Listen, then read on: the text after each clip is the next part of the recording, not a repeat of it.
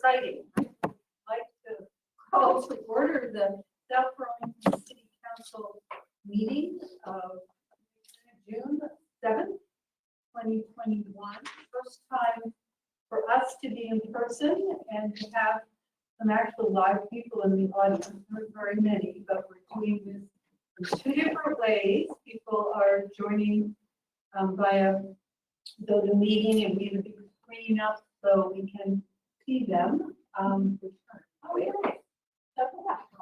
And Tom Chittenden is going to be kind of monitor the chat room. So if there are questions or comments from the public, since it's hard to read all sorts of ways. Public, keep an eye on the screen. Okay, that's great. We will try to meld these two formats to something that works for everyone. So it's very exciting. I appreciate everyone being here. Welcome everyone else.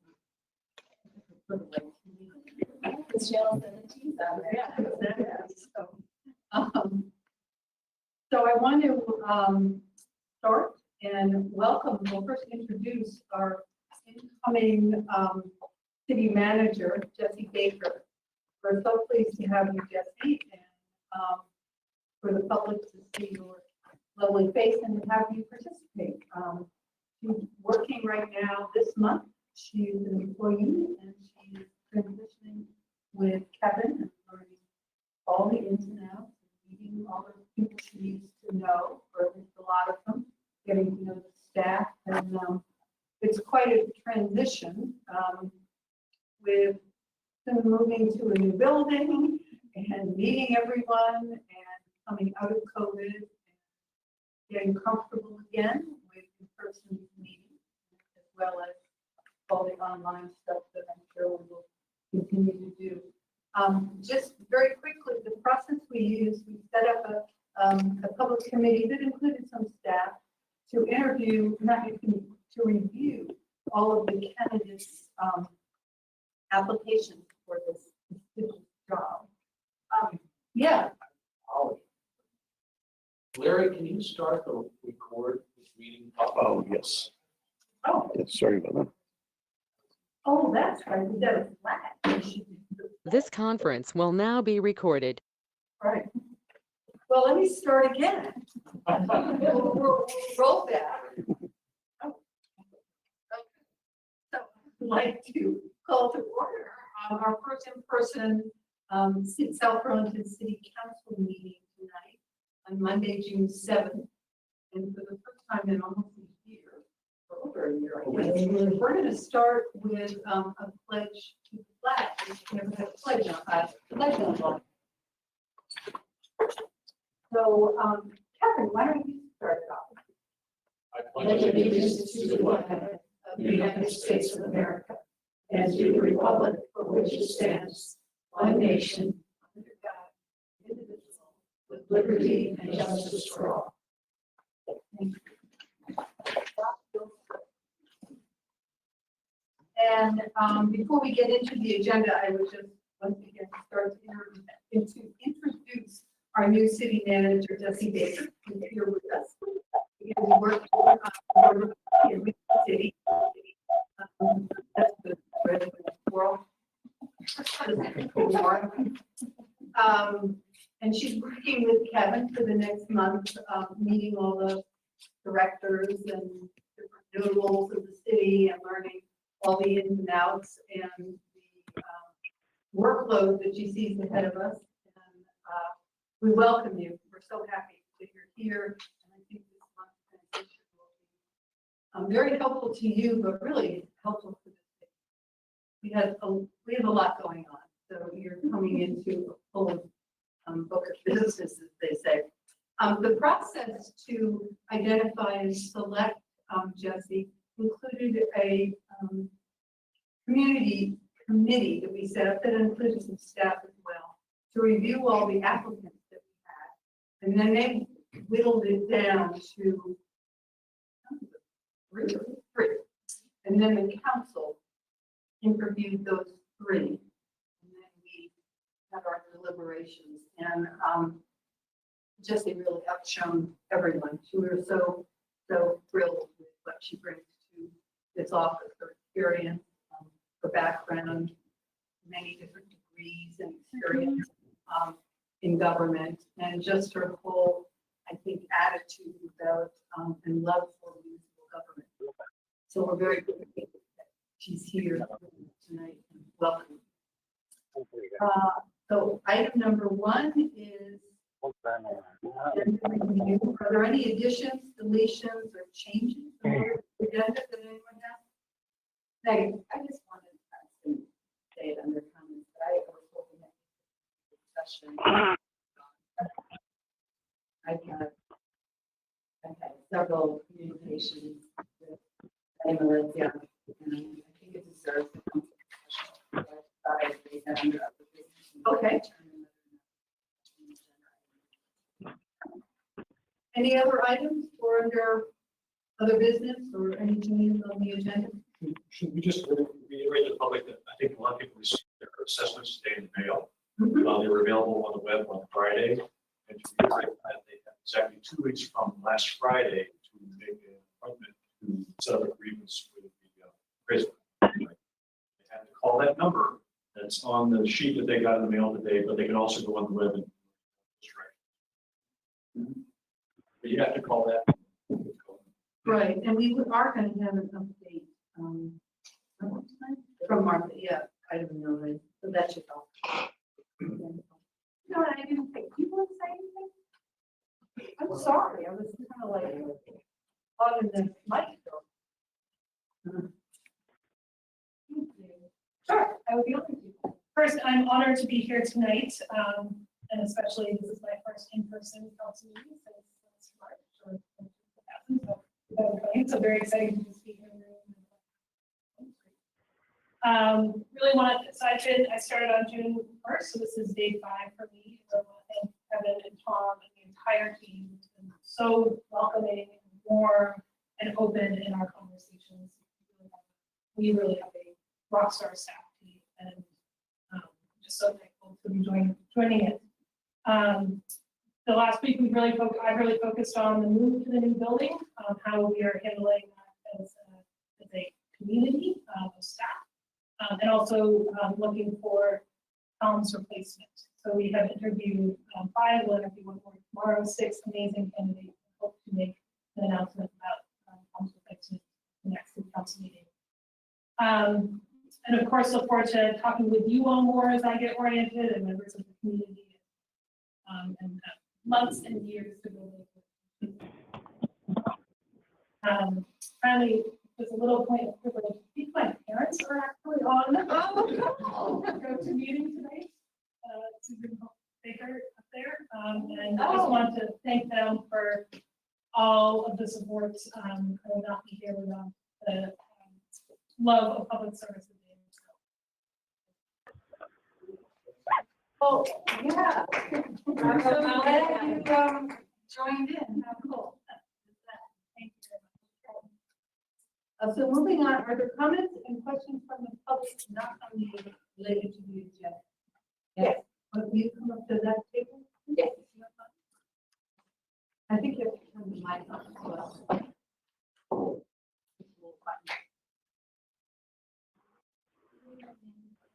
Yes, so please. Good evening. My name is Beth Chang Pauley, and I live down on Old School House. So I prepared a few written comments because this is not the norm for me to speak out. So, dear Chair Wheatley, Co-Chair Emery, members of the South Burlington Council, I'd like to make a brief comment this evening to encourage continued dialogue about how best to preserve the seemingly ever diminishing open spaces in South Burlington. As temperatures rose today into the low 90s, historically quite unusual for the day of June in Vermont, I'm reminded of climate change's effect on a local level. Please consider the impact of development on our quality of life. quality of life, and the planet.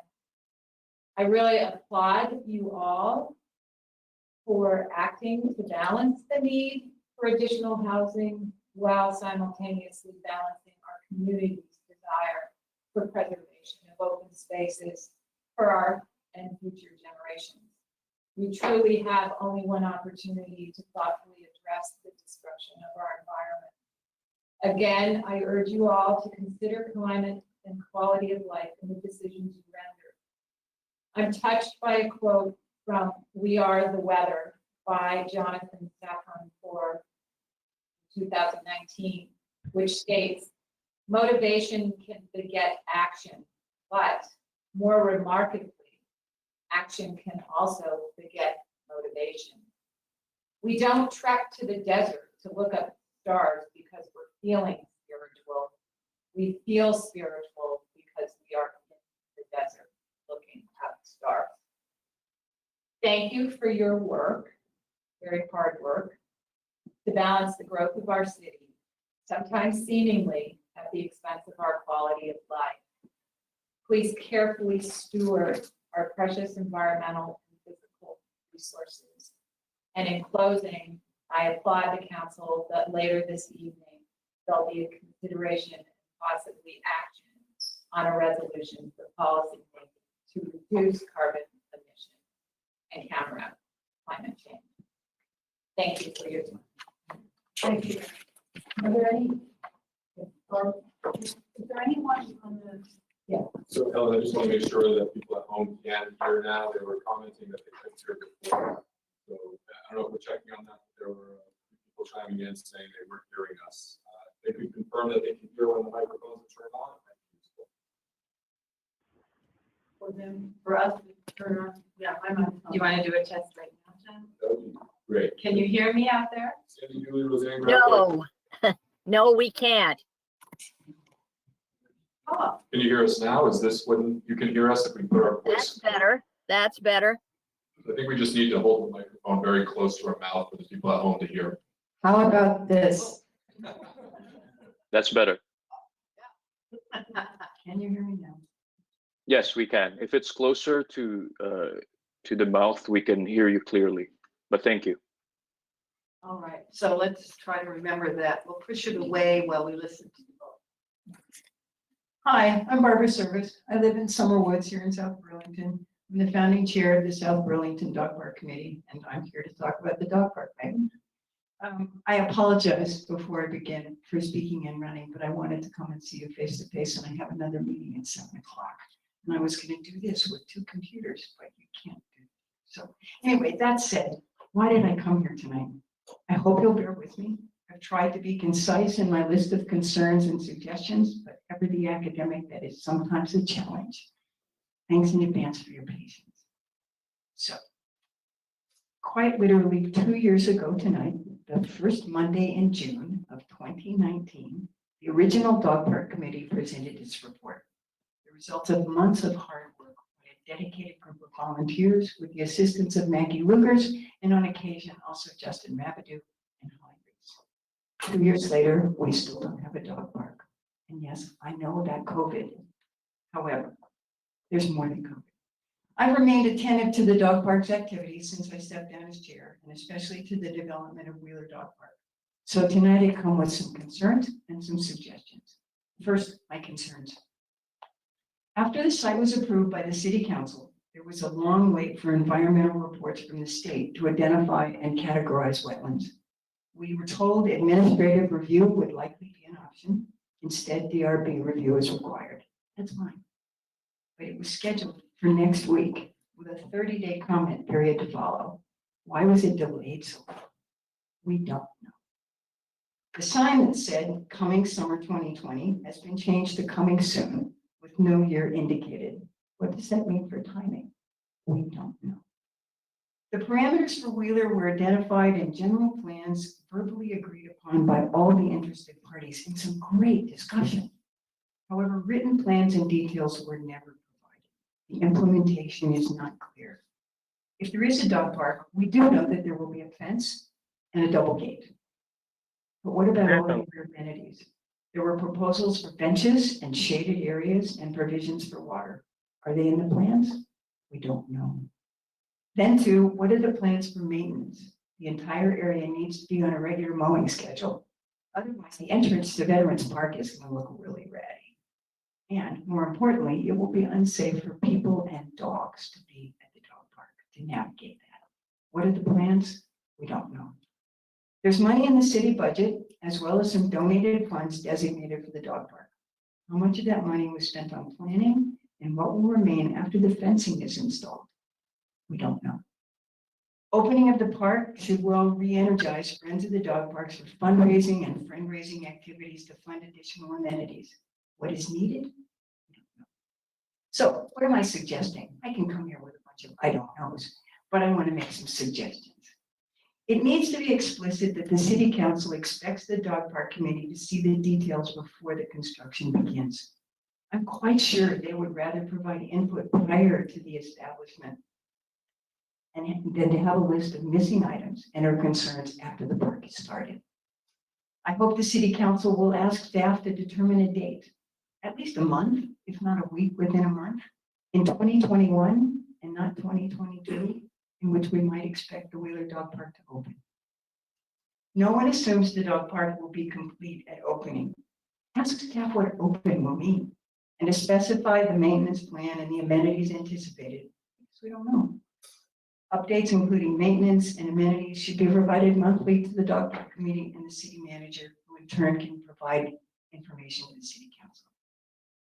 I also have a suggestion for the now permanent dog park planning committee. Since the dog recreation task force idea seems to have been shelved, the dog park committee is the appropriate place for consideration of issues previously identified for that task force. The committee probably needs a new name, because their work will extend beyond the dog parks into areas such as guidelines for dog parks and new developments. And the DRB, I know, has been open to that idea.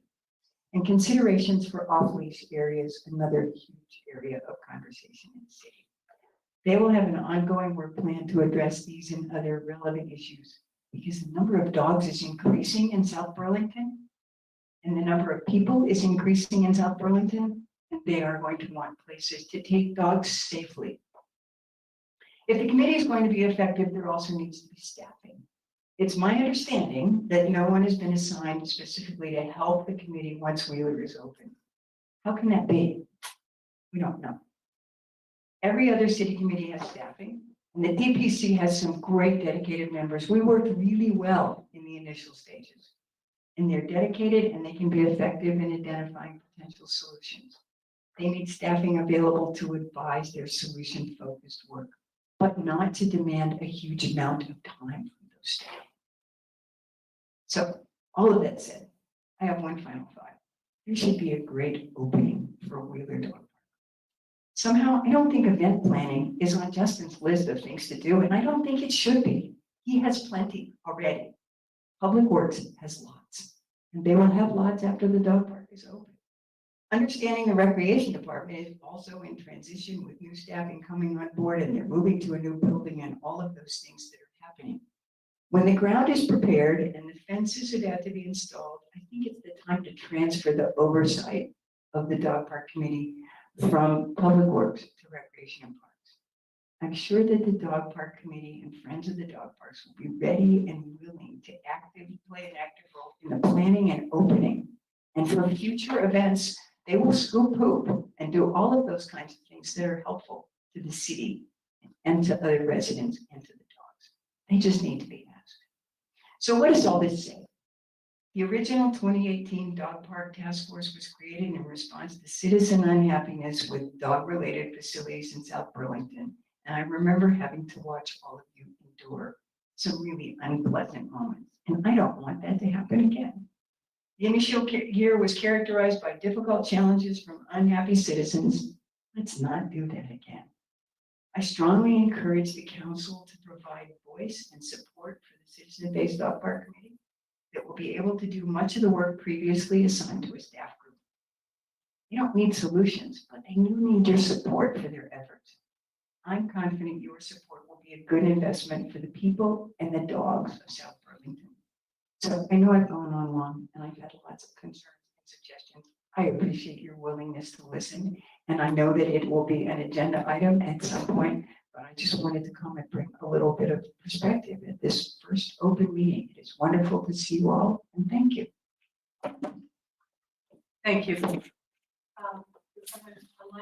So I just put in the chat that our traditional protocol has been, if you want to speak in your remote, turn your video camera on, and that indicates you want to speak. So I just want to draw the chair's attention to Neil Almeida. Okay, go ahead, Neil. Thank you, everyone, and good evening to everyone. My name is Neil Omelda. I'm a minister of the Church of Christ, and I represent the brethren who are living close there in South Burlington and different parts of Vermont. And once again, we continue to support the many activities that are conducted in Vermont to support all of our the environment and in helping the community grow, especially when it comes to faith and in doing what is needed to be good helpers of the community.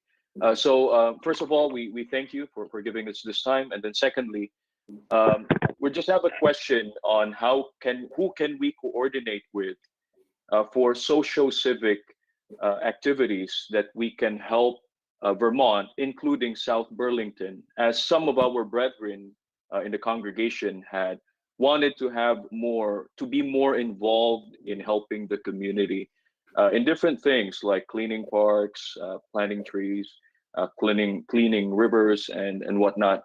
So we just wanted to take this time to ask who can we coordinate with for future projects like this. What was the first thing you mentioned? What was the first thing you mentioned, Neil?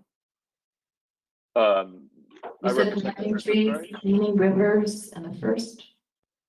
Oh, cleaning parks, tree planting, blood drives, whichever the church could help the community. So the question is, who can we communicate with further for these projects? Well, we often don't have like a dialogue during this time, but I think where I would direct you first is to the city's bi-monthly newsletter, because in that you will hear about different opportunities to volunteer. I mean, there's the Weed Warrior group that has 2 things going on in June, which might be of interest. And there's lots of other topics in there that get identified as city projects or events where volunteerism is encouraged. And ironically, tonight, we're going to be interviewing some people for positions on different committees and commissions.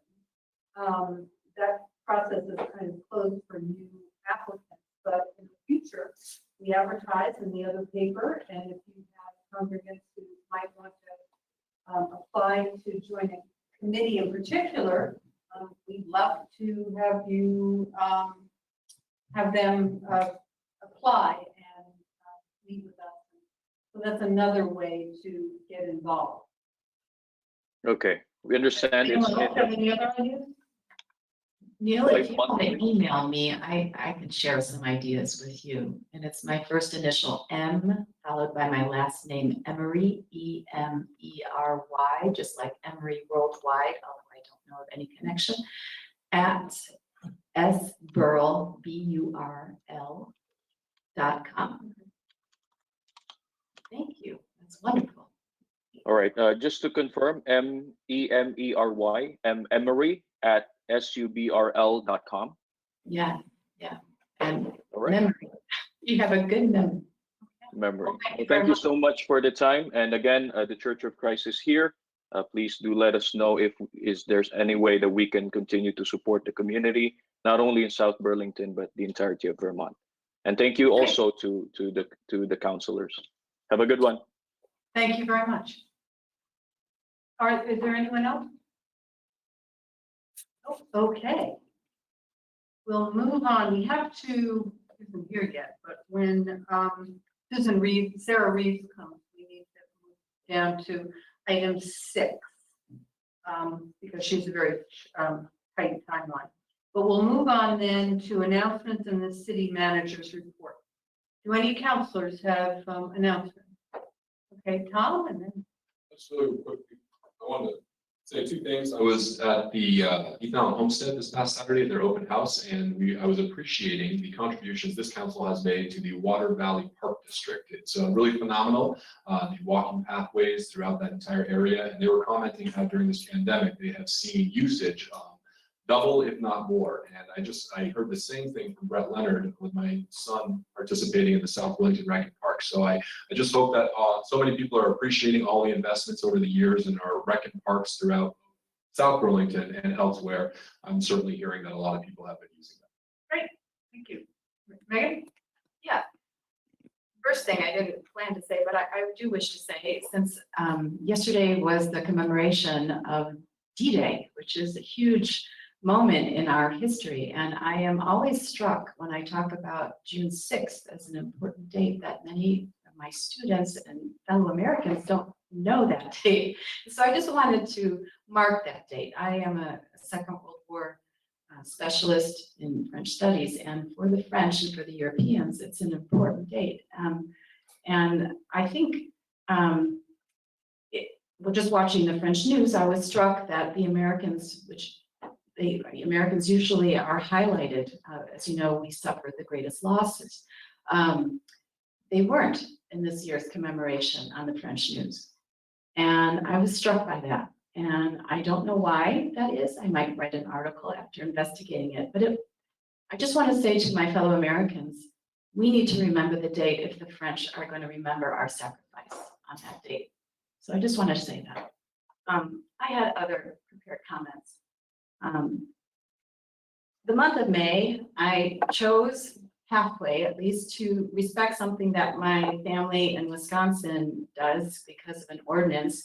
It's called No Mow May, and that means during the month of May, nobody is required to mow, precisely because this is the time when our pollinators are at work and making it possible for us to grow food in our fields and in our orchards. And so my neighbors did not complain to me, but we only mowed once because I didn't explain to my neighbors what I was doing and I was starting to feel a little embarrassed. But we had long grass and weeds and all the rest. And I hope to see many more bees and butterflies than I've seen thus far. In California, it's called Pollinators Pass, where there are segments of land, both privately owned and publicly owned, that is left open just to growth and to wildflowers. And that is a way for us to actually be able to grow food. As you might or might not know, we lose a third of our bees per year. And people are having to truck in bees to farms in order for us to have food. So I just want us to think about that as a council.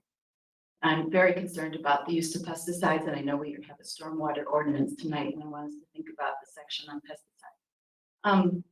I also, last Thursday, met with a former student of mine who graduated from the environmental program at UVM this May. Her name is Elizabeth Mackin. She was a wonderful student. And in addition to studying French, she did a capstone project on the Moral Land Grant Act of 1862. And as people might know, and if you don't, I'm going to hope that you remember, UVM is a land grant institution. And why is it important? It is important because it allowed the state to invest in the state institution. How so? By taking lands in the Midwest. There were several states that exist today, they didn't exist at the time, where we displaced native populations and our state was given lands to sell. Okay. And the students started this project in 2019, and the university is actively researching this. I give them a lot of credit. And I spoke with her and with someone called Rich Holschuh by email. We're going to have a discussion again tomorrow. But they are very keen on speaking to our council about land use and equity. I think since we do not have a point person or necessarily a formal initiative per se, but yet we have initiated and our committees have initiated equity issues. I think that it would be really good for us to think about who we can include in that discussion. And I think our Native population should be in that discussion. We can talk more about that under other business if you wish, but I saw this in tandem with something that Helen and Jessica Luizos have already agreed to. I wrote an email to them about 2 weeks ago, again, based on input from UVM colleagues. There is, and I also had Monica Ospey, Larry Kupferman, and Bernie Gagnon in that email, as well as Bridget Burkhart, who was the chair of the school board, but she agreed to let Helen and Jessica, who said that they would like to hold a joint planning commission council meeting on it, with Carolyn Finney. She is a resident author at Middlebury, and she's the author of a book called Black Faces, White Spaces. And I actually have it here if you're interested in looking at it. I guess we can touch things now too. But she gives a powerful and revealing overview of the relationship of Black Americans to our natural spaces. So I just wanted you all to know that. And I also wanted to give you a heads up that on June 21st, I will be introducing a resolution on fair and impartial policing at our next meeting on June 21st. The dog park, I already said earlier, that I'll bring up later. Those are all my notes. Great, thank you. Matt? I just want to say, this is my first in-person meeting as a city councilor, and I'm so pleased to be with all of you in person. And I think we have lots to brag about South Burlington in terms of vaccination rate. If you go to the Vermont Department of Health website, we're 90% here in South Burlington, and we've got about 4,000 to go. And the state of Vermont would be at 80%, which is remarkable. The other two announcements that I wanted to make, or the things that I wanted to highlight, is that today open enrollment began for the Economic Recovery Bridge grants. There's a lot of businesses out there. While we're very happy to be together, not wearing masks if we're vaccinated, there are a lot of businesses that are still struggling. Legislature approved and the governor signed legislation. There's $10 million out there for businesses that are still struggling because of the COVID pandemic. You can find that information at the ACCD's website. I also want to highlight the work being done by the Vermont Department of Public Service. There are a lot of people out there that haven't been able to pay their utility bills because they've lost their jobs. And there is up to $10,000 available if you rent your home anywhere in the state of Vermont. $10,000 available to pay your back utility bills. This is your water bill, your sewer bill, your heating oil bill, your kerosene bill, your natural gas bill, your electric bill. So for renters out there, there is assistance, and for businesses as well. Happy to give you more information if anyone wants to know. And go to sbirl.com. Thank you. Great, thank you. Very brief. Can you hear me? So my wife, Katie O'Brien, is starting up the utility box painting program again. So there will be new art popping up around town. Thank you very much for donations that went to the GoFundMe. We really appreciate it. And it'll be starting up very soon. Oh, have you just recently done a GoFundMe? Or was it the old? It was about a month ago that we opened it back up. Oh, I should see it. Okay. I'm sure it's still open. You can probably find it. I would love to. I did last time, but I just didn't see it. But I lost my parking spot in the garage to the table full of paints. So that's okay. It's summertime. Okay, thank you. Did you raise enough money, or are you still looking for more? So much of it. Okay. City managers report. Thanks, Helen. Just a few things. Martha and Tom today applied for our American Rescue Plan initial funding, the entitlement program funding that we will get, and we have been acknowledged by the Treasury Department that they did receive that. I think Tom's still working on whether or not the county-wide funding or the county funding is going to be available to us. We're kind of in an odd position as an entitlement community, but we'll report to the council later on that. Our move-in schedule at 180 is proceeding with the library closing down on June 11th, and they will start moving on June 18th, followed by the planning and zoning staff later in the month, and planning and zoning and tech staff. What else? And rec.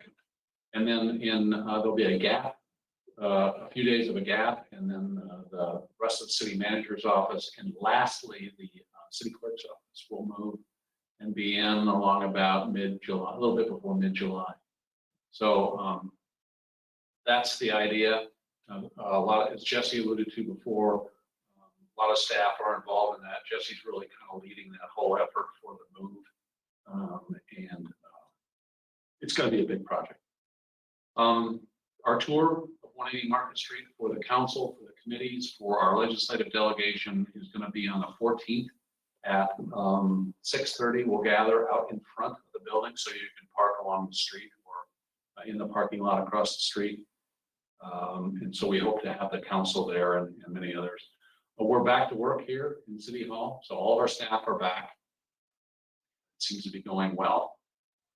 There are those who are still wearing masks, and that's fine. We said if you want to wear a mask, that's fine. A little sad note, but a good note too. All of us are appreciative of the hard work of Lisa Bettinger at the CJC. Lisa's let us know that she's going to be moving on to another position in a consulting kind of capacity, and she will be helping us transition through weeks and months ahead. But I think all of us would agree that Lisa's just done a phenomenal job, and she'll stay in that line of work, but she's going to be concentrating on our school systems.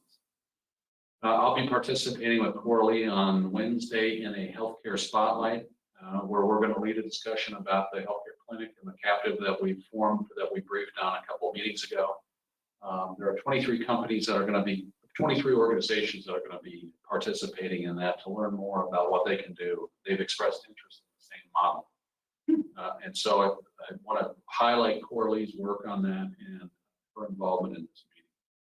And lastly, I would say the state has decided to wind down the COVID-related housing programs. At one time, we were up to 139, I think, people at the Holiday Inn. We're now at 46. And I believe just one at the Ho-Hum, and the Ho-Hum was reserved for people who actually were COVID positive. So those programs are winding down, and the residents are moving to but the Holiday Inn was no longer going to be available as of July 1. I want to commend the state and all those involved at the Champlain Valley Office of Economic Opportunity and many others who have facilitated what has been a challenging residential environment in both the hotels. Not everything has gone perfectly. We all hear about the problems that have been there, but for the vast majority of the people who have been there, this has provided a safe place to be during COVID. And I express my appreciation to all who are involved, and particularly to the Chiefs Burke and Francis for their service to those members of our community who needed their help. Can I say something? Sure. In response to that, I just want to add my thanks to the police and the fire and EMS personnel who I think took on a challenge for which they are not necessarily equipped, and they did it, I know, with mission in mind and humanity and compassion. I'm sorry for not mastering this microphone. What is the transition plan for these people? What we know, Megan, is that though they're being transferred to other residential facilities, typically hotel, motel facilities in other communities, but the funding for the program is winding down, and I think the state has yet to really finalize a plan for this population. This population is generally the population, generally, speaking in general terms, that many of whom have been the homeless population. And it has long been a goal of the state to find a means to fund more long-term housing for folks other than paying for the hotel voucher program, where vouchers are provided for hotel rooms when it gets really, really cold. So the state has seen this as an opportunity to work on a longer-term, more permanent plan for providing safe, clean housing for this community of people. And I don't think they're there yet. I know Jessie may have more information on that, but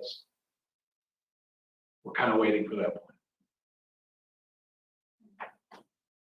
Will we discuss at the VLCT meeting this Thursday? Or we can talk about our needs at the VLCT meeting. Sure. And I'm sorry to hear that Lisa Benjer's leaving. She really was a star, and I'm glad she's going to stay in the field. But that really is our loss, and we have to find good replacement. Tom? Sarah Reeves has a line. Oh, she's she's virtual. I was waiting for her to come. I'm sorry. Okay. I thought she's. gonna be in Good, person. thank you. Sorry, sir. So if the, since I already did number 5 out of order, I was so anxious to introduce Jessie. If you don't mind, can we hop down to item 6 and have the budget presentation from Sarah Reeves for the Chittenden Solid Waste District? So, hi there, Sarah. That was you gave us quite a bit of information. So I thank you. Well, thank you, and thank you for your patience. I apologize for my technical difficulties. Always happens at the most inopportune time. So thank you very much for your patience. As you mentioned, I'm Sarah Reeves. I'm the Executive Director for the Chittenden Solid Waste District. And I am here to present our fiscal 22 budget for your approval. For those who may be new to Chittenden County or to the district, CSWD is a municipality. We were created in 1987 to oversee and manage the solid waste generated in Chittenden County. We are governed by a board of commissioners, volunteers, and we're thrilled that Paul Stabler continues to be our commissioner from South Burlington. The CSWD's mission is to reduce and manage this waste generated in Chittenden County, and to do so in an environmentally sound, efficient, effective, and economical manner. And because I'm here to talk about our budget tonight, I'd like to talk both about how we are funded and then also how we are not funded. We are funded in 3 main ways. The first way is through what we call user fees or tipping fees. And those are fees that we charge customers directly for materials that they bring right to us and that we then manage or sort, like at our drop-off centers. The second source of our revenue is from our solid waste management fee. And that is a per ton fee that we charge haulers for all of the trash that they bring directly from Chittenden County to the landfill. And then the third main way that we receive revenue is through material or product sales. So sales from things like local color paint that we make, or from our compost products, and from the sale of recycling through our materials recovery facilities. Where we do not receive any funding, we don't receive any revenue, is directly from our cities and towns. So we do not assess any per capita fees. We do not receive any local income taxes or local sales taxes or property taxes.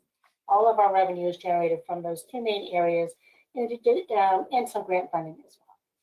So for the fiscal 22 budget, we are anticipating revenue in the amount of $12,954,793.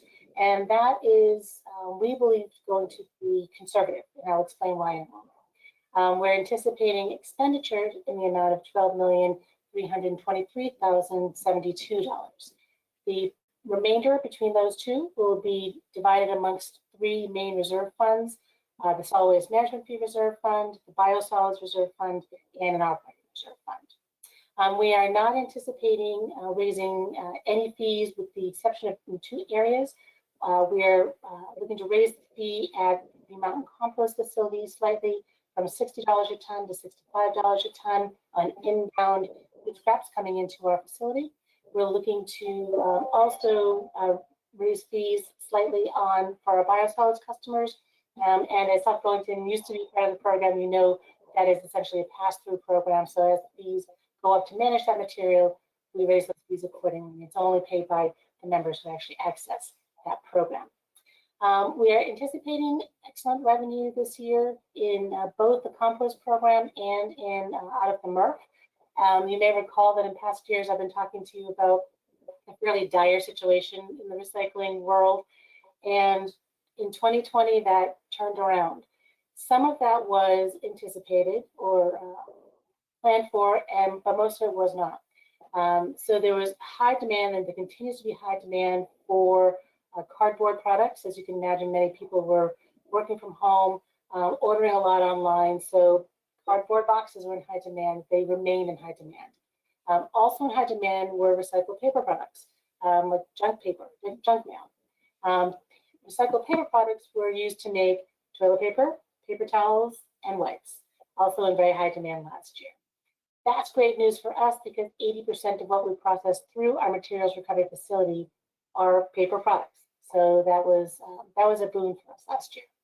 In addition, with a lot of people being home, particularly in the spring, either starting new gardens, growing their gardens, building out their gardens, growing food at home, our compost products sold very, very well.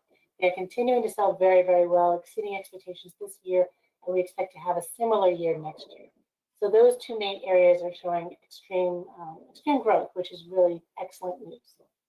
We're also anticipating a very heavy, intense capital infrastructure investment year.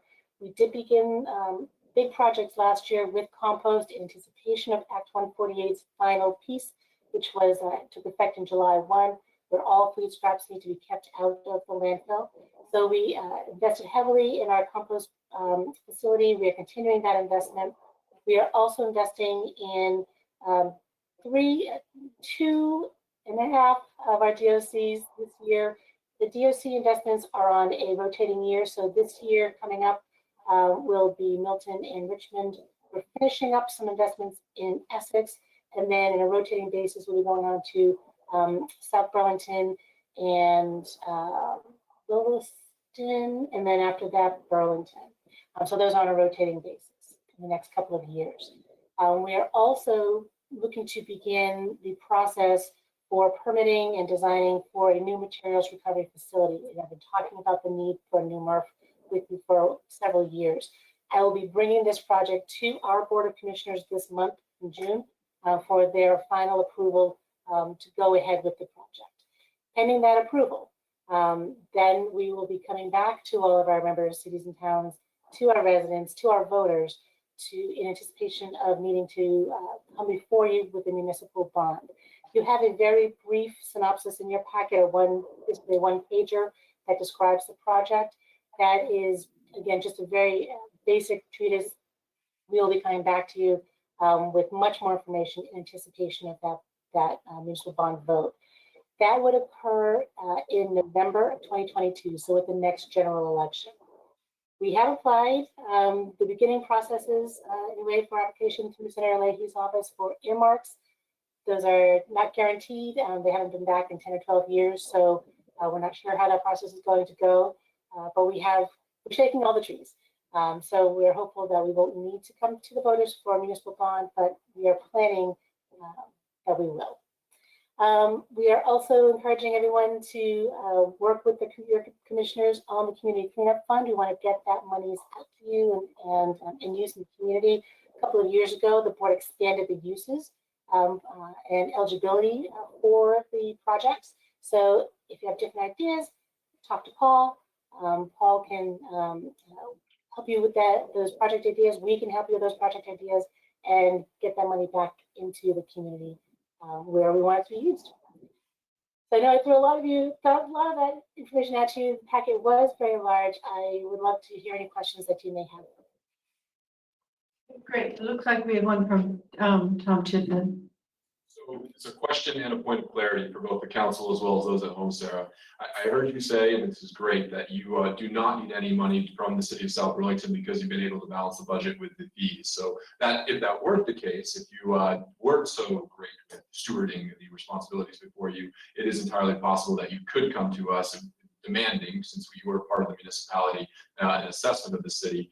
I wanted to clarify that that was the case, that you've done so great that we as our taxpayers don't need to pay you anything. And then the second part of that question, to confirm that's the case, with this MERV, do you anticipate that to change? Do you anticipate the bonding authority to shift your balance books so in the years to come that you would expect the city of South Burlington to have to contribute something to cover that bond? No, Paul shaking his head no, which is making my day. Great to hear. Right, exactly. Paul is correctly shaking his head no. So we have 3 sources of revenue that we would be using to pay down the bond debt. So we would anticipate taking out note for as long as probably we could, generally it's 20 years, we would look at 25 years and see if that made a big difference. If not, we would do a standard 20-year bond. And because we have control over the user fee, the tip fee, which is the fee that we charge the haulers at the scale when they bring us the recycling, that is where the first lever that we would use. And we would raise the tip fee accordingly in order to make sure we cover that bond payment as part of our operating budget. If for some reason that the tip fee wasn't enough, we have the next source of revenue, which is the sale of materials. So revenue from the sale of the recycling. So we would supplement the tip fee with the sale of revenue from the material sales. If for some reason that wasn't enough, a third source of revenue is that solid waste management fee. So we have 3 pots of money that could be used if needed to pay down that debt. We would focus first on the tipping fee, so the fee at the MRF to pay down that bond. So your first question was, again, everything that we do with our budget is designed to have each of our programs pay for themselves so that we don't have to assess any kind of per capita fee. Other districts do, that's the main source of revenue. We have a much more wide variety of revenue sources so that we don't have to do that. And we're very proud of that, actually, that we have been able to pay for our services, pay for what we are able to provide to the community strictly through user fees, material sales, solid waste management fee. We haven't raised the solid waste management fee, that tax on haulers, in almost 9 years. So that shows that, again, we are operating within that budget. It would have to be a very, very dire situation for us to not have enough revenue to pay down a 25-year bond note. Where we've done the preliminary pro formas, and we feel that we can still continue to be very competitive given today's market with the tip fees, so that it would increase, but it would not put us out of market. And we do pay attention to that. Even though we're one of 2 MRFs in the state, we still want to make sure that we are competitive and that we are providing a good service at a good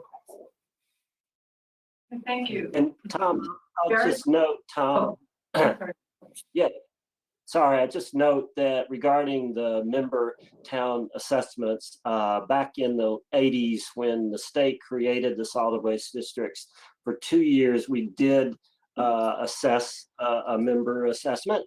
But after that, we were able to get everything up and running in terms of the taxes on trash and stuff. And we have not assessed member towns since then. So we've got a good track record. I have a couple of questions. Sarah, can you hear me okay? Yes. So the current MRF is owned by CSWD or owned by Casella? Owned by CSWD. Okay, and so the new one will be owned by you as well? Correct. And would it be administered and operated by a contract with Casella again? It's a great question, and that has not yet been decided. So I think the last time we went out to bid for operating services was, Paul, you probably would remember better than I would know, 12 to 15 years ago. And there aren't a lot of companies currently in Vermont who have that expertise. But we feel that, at least is my opinion, that we should go out to competitive bid, because there may be companies who might want to come into the market. It's also a possibility that we could bid on the process, the operating as well. So that has not been yet decided. That we need to talk with our board. But my recommendation will be to go out to competitive bid. And does the CSWD own the land under the current MRF right now? We do. And you also own the land that you would break ground on to build a new one. So what would you do with the old one when it becomes decommissioned? That's another excellent question. So it is an asset. And yes, we do own the building, we own the land. So there are many different possibilities. We could certainly sell the property. We could lease the property. We could use it for other solid waste purposes. It's already obviously in industrial area, so it is properly zoned for that. We've talked about Could be used for something like a special waste facility where we could consolidate some of the bulkier goods like mattresses or furniture, film products. There's a lot of different options that would present itself if we had that asset available for a new use. My last question concerns the Burlington DOC. And I know that I personally criticized the CSWD for limiting it to compost only after the pandemic kind of lifted. And I know some other people did too. Have you had a change of heart? Are you reconsidering opening it to other materials besides just compost? Because that's the only local place for people in the south end and the northwestern part of Burlington, South Burlington too. Well, a lot of what we might want to do there at this point hinges on what the city does around consolidated or franchise collection. So I know Burlington is making a decision very, very soon on which way to go there, as I know that South Burlington has been talking about that as well. So we need to, I think, wait for the city to make a decision. When the city just tells us what decision they're going to go in, then that says to us, we have a couple of options. The current site at Pine Street has always been too small. I don't know if you realize, but it was originally designed as a walk-up location. So it was never designed for vehicular traffic. The walk-up version quickly was abandoned. So we've always had traffic problems at that location. It's always been far too small. So once the city decides which way they want to go with the franchising consolidated collection, then we'll want to have some more conversations with them about the two options. We do own property on Flint Avenue that we have held basically for 15 plus years as the location or a location within the city for a new modern drop-off center. So we still do own that property. Right now we're renting the building space. We do like the location of Pine Street. It is, I think, a better location to serve the population you're talking about. So could there be some possibility there to expand that location? The city owns more property than just what they've leased to us. So I think we want to have some conversations with Burlington and see what might work. Also, depending on the scope of the service or franchise collection, there may be far fewer people, residents, in need of a drop-off center the way it used to be. So, this is all to say that there's a lot in the mix that we want to have some really good, intense conversations with Burlington. And I think, again, by the end of the month, the end of June, we'll know much better what direction they're going in, which will inform what direction we may want to go. Thank you. Okay. Good question. Are there any other questions? I just wanted to note that the compost seems to have made a breakthrough here. Right? It's supporting itself, which is a wonderful. That's what I was very interested in. So that's good news. Yes, it is. I'll just note that's in large part because the board decided several years ago we need to reduce the complexity of our process and offer a lot fewer goods, and it saved a lot of money, of cost, I should say. And then the staff did a great job executing on that. Yeah, and I appreciate the level of tipping fees too. I think that you've done a really great job to maintain, moving it to reserves as opposed to using the reserves to fill out your operating budget. It seems like you're really moving in a very good direction. I'm really pleased. All right, so is that the end of you? I know you have to race off, or not race off, but log off and then log in to a couple of places. So good luck and thank you very much. That packet was very complete. And I want to publicly thank Sarah for the excellent job she's done leading the district throughout this pandemic. She's been very strong and very effective, and we were blessed when she agreed to accept our offer, I think 5 years ago now. So we're very fortunate. Thank you. excellent. If the council might indulge, maybe since Paul's on the screen, if we could move to item 7 before we go back to the consent agenda. We need to appoint a representative to the CSWD Board. Our current representative is Paul Stabler, and my understanding is, Paul, you would like to continue. Yes, I would. I'd love to continue to serve. I really dedicated to the mission of the district, and you know, the board itself and the staff. You know, I think I have a great relationship with them.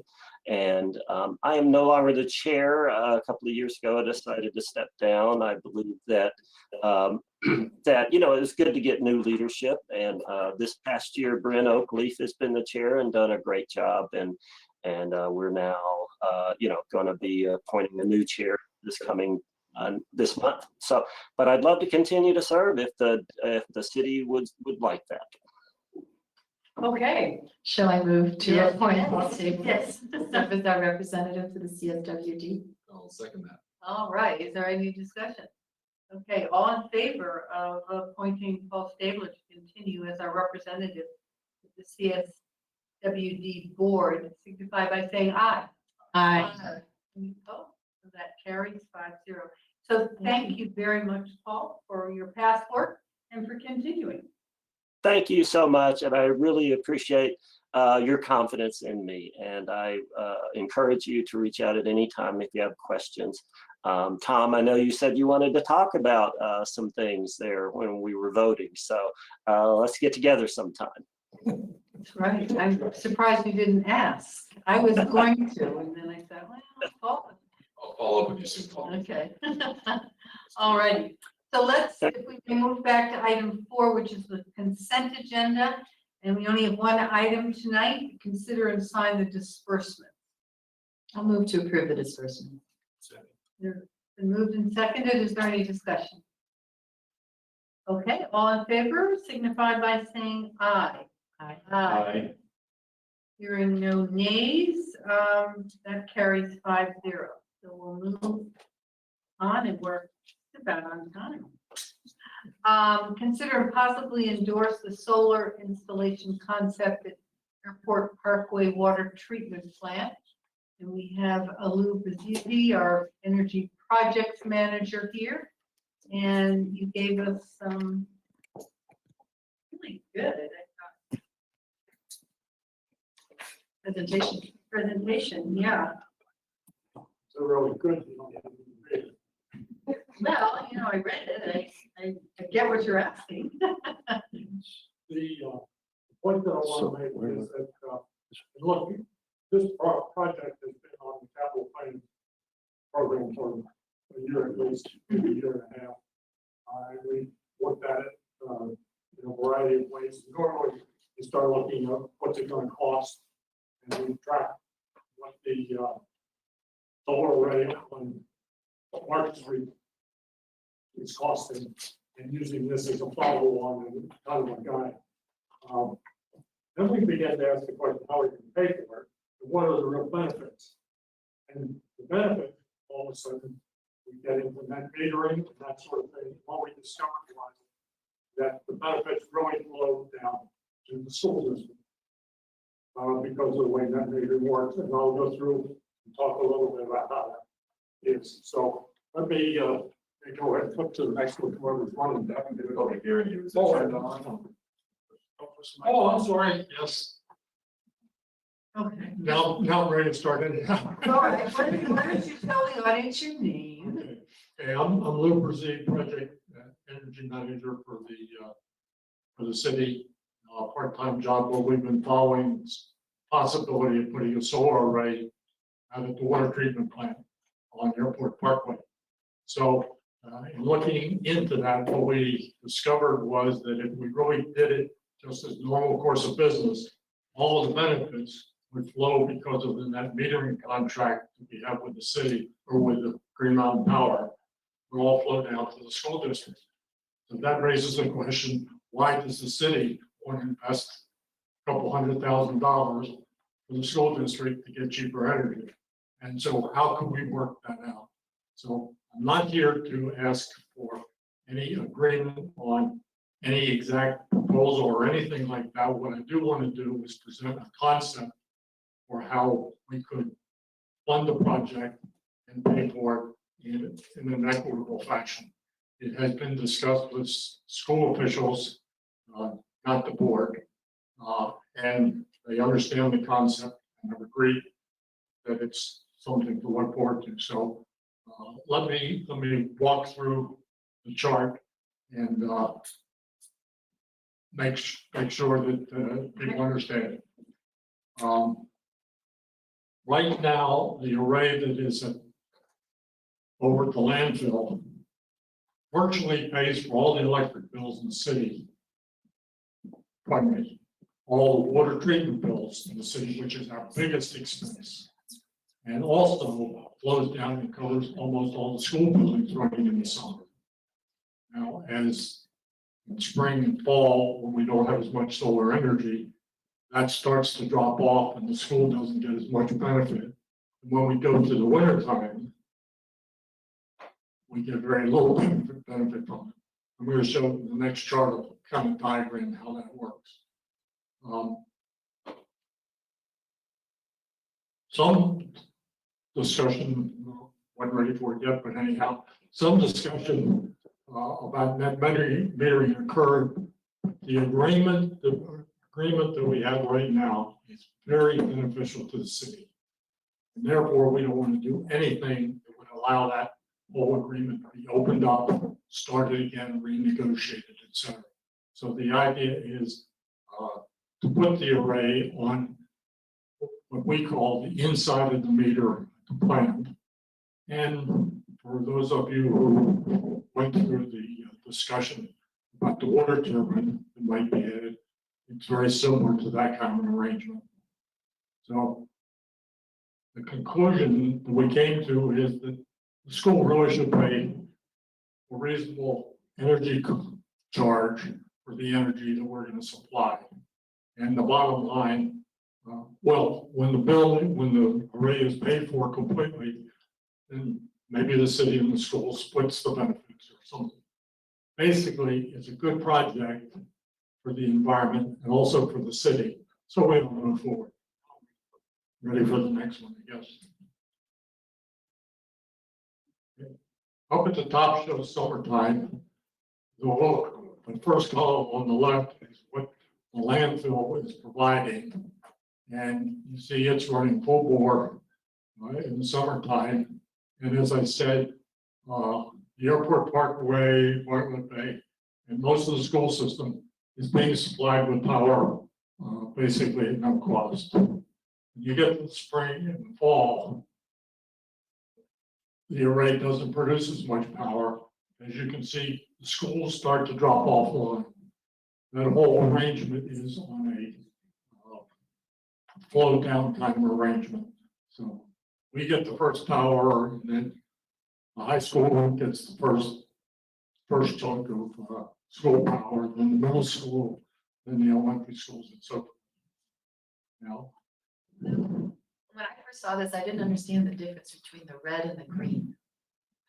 green is you've got power, and red is capacity that is not being used. Okay, so when, for instance, it's like water pouring through a pipe, right? They're all green, pretty much, that you've got enough power coming out of the panels that fill up all of the recipients, right? But as you get into spring and winter or fall and winter, the ones at the end of the chain don't get as much. Thank you. Let's try it another way. If it's green, we don't pay for it. If it's red, we do. Well, one way to look at it, but I was also thinking about the energy. Yeah. Just a quick thing. At the end of the scale there, is that 180 Market Street? No, it's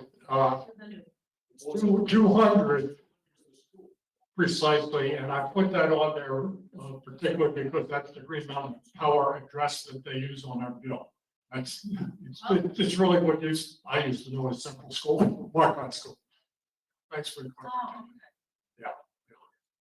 I'm just wondering, hearing complaints, the quality of the audio is terrible. I think they might not have heard your comment, Kevin, and we just need to remember to use the mic for the benefit of the people at home. The second line is what would happen on a normal year. The last line is if we put solar in. And the small difference is that at Airport Parkway, we're not using as much power. Because our own solar array would supply the power, so Green Mountain Power would see a lot less need. What that means is that more power flows to the school. And as you can see, the middle school, I believe it is, I indicated, with all their power, we get paid for with the array. That scenario would roll continuously through the month and vary as the season goes through. What the attempt was to show how the power flows down with and without the array. So in the summer, then, it would fulfill all the needs. Yes. It looks like it's about the same, or maybe it's more than what you see. Because the difference between the green square, the Airport Parkway, and the little red on 200 Market Street in the summer is about the same. Yeah. So with an additional solar array, it would cover everything in the summer. Yeah, and who knows exactly what those numbers are? Diagrammatically, this is the way it looks. Yeah, and just to clarify, it just means that the amount of money that Chamberlain and Orchard and Rick Marcotte School pay, that's what we're not paying for, right? It doesn't mean that power flows past Chamberlain and gets to the middle school and then doesn't quite make its way back to Chamberlain. No. Okay. No. And the system that we're in right now, we've used for 5-7 years, something like that, works very well. All the mathematics of it, and it's nice and smooth and easy, and we don't want to touch it. So last slide.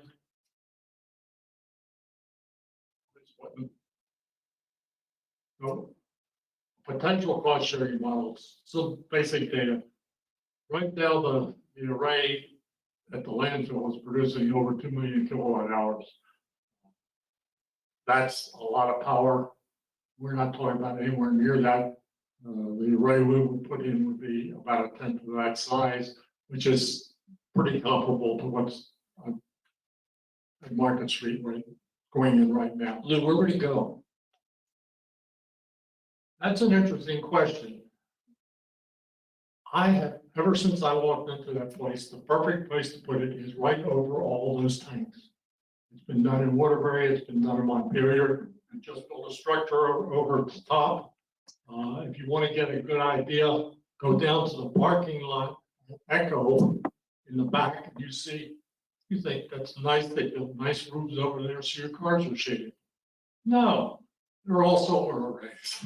The same thing exists behind the church at the top of Church Street, and there's ample places to put solar arrays. We just haven't taken advantage of them. Don't get me started on the why not. It does provide shade, and you don't have to do quite as much plowing. Well, So there are some other benefits. yes, but If you build it high enough. we won't get those benefits at the No. wastewater treatment plant. No. Regarding the cost, do you put this out to bid, or is this just a understanding of what current costs are? This is pulling it right out of the air, just to get a model to generate what the concept might be. And the reason for doing this now is, personally, I didn't want to do it. I don't think the city wanted to exercise ourselves and also contractors to bid on something until we had an arrangement that we knew was financially appropriate. So what I'm trying to do is get a concurrence from you folks that this is what I'm going to talk about in just a second here. Makes some sense. If it does, we'll take the same thing to the school board. If they agree, then we'll move forward with a bid process to get it designed, get good numbers, etc. Does that put it in context? Okay. Oh, Remotely, Michael Mittag asks, these facilities are on city-owned property. Have we considered wind turbines in the same spaces? No. The flight path of the airport. FAA is not approved. Yeah, good point. The proposal is that the school would pay the city directly for the power that we produce out of the array, because we know it flows directly to the city. We would charge them a reasonable rate. Right now, the GMP rate structure has a whole bunch of things like efficiency charges and that kind of thing. We kind of clean it up, and assuming we did this, somebody would be back to you with a very specific arrangement that everybody hopefully would agree to, that decided what that would be. But just running some sample numbers through, it shows that basically this thing can be paid off in 6-7 years, reasonable number. The net cost of the school district is absolutely zero, because if we didn't put the array in, they'd be paying to it. So that's the concept. So they pay us instead of paying GMP. Simple as that. I say green light. So the green. I have a question. Yeah. So are we confident that this would not be in violation of any regulatory structure of the state of Vermont with the Public Utility Commission in terms of, like, cost avoidance by putting our own panels behind the GOP, behind the Green Mountain Power meter, and then thus, having more of the net meter credits than flowing down to schools? What we're talking about, right? So we're confident that this doesn't violate any regulation. I haven't seen anything that says that. It might need to be investigated further, but keep in mind, we're doing that with the microturbine right now. Right, yeah. So this would be a little bit more power, right? This is like the equivalent of like 50 homes approximately with a rooftop. Just, I mean, in terms of. Depends how well the microturbines run. Yeah. Okay, so I'm just curious. Yeah. So. We've had some very brief discussions with GMP employees that are knowledgeable about these kinds of things, and nobody said, don't do it. Well, it'd be good to get that determination. I mean, Just to make sure. That sounds like you talk to people who would know. Well, Your sense is that it's not in violation, but before we actually. we certainly aren't going to, we aren't going to go out to bid or anything like that Right. before we got that locked up. Okay. I think that's an easy one. So you had an initial conversation with someone at the school regarding Yes. the swap. There- School paying us rather than GMP. Yeah. What would happen? What would you happen to the power if the school decided not to participate? Like, could be under the new net meter rules. That's changed everything. Yes, it has. Your question very directly was, what would happen if they said no? And I go back to my little office way over there and I start scratching my head. That is what happened. Because spent a fair amount of time thinking, oh my God, is this project dead? And I think it's too good a project to be dead. And on the ground, talk with Tom and Kevin, and then approach the leaders in the school district and, so forth. So. And I don't know enough about this, but I do know that in 2017, we got under the wire with the current solar array from the CPG. So the CPG was issued in 2016, I believe. 2017, the legislature changed the rules, but there's a 10-year window on that. What happens in 2027 with our current solar array in terms of the net metering provisions? Good question to look into. Thank you. You're much further ahead on that end of things than I am. Yes. Okay, so your next step is, to get some sense from the council and then go to the school board and make the same pitch. Okay. So I would say let him continue to investigate and firm it up. That would be my vote. So If you if you say what I think you just said, then tomorrow morning Gary gets a copy of the slides. It's as simple as that. I think you should pursue it. There certainly are some outstanding questions to get answered, but there always are in issues like this. But it seems like it's plausible and would be positive for the city. And the environment. Yes, and the environment. Solar is, I just saw a chart, solar is one of the cheapest sources of new power in the country today. Chair really asked me to watch the chat. I'm taking my role very seriously. So Representative Greco and Medical Midtag both echo support for this, and they say the city should go for it. Great, thank you. All right, well, thank you very much, Liz. Great. Good thinking, and we appreciate your attention to this. Okay, item 9 is the update on the citywide appraisal, and Martha Lyons is with us tonight, who is our assessor, property tax collector. Yes. This the one, can you guys hear me? Yes, I Turned can. it off. Yeah, oh, you turned it off? Now it'll be booming. Okay. Well, yeah. Well, I'm here tonight to give you guys an update on what's going on with the reappraisal. As you probably know, the residential and the condo notices were mailed on June 4th, and they have hit the mailboxes today. And the hearings are actually going to begin next week. I've heard from a few residents that they've already had their hearings scheduled and asked me for some information, which I got for them.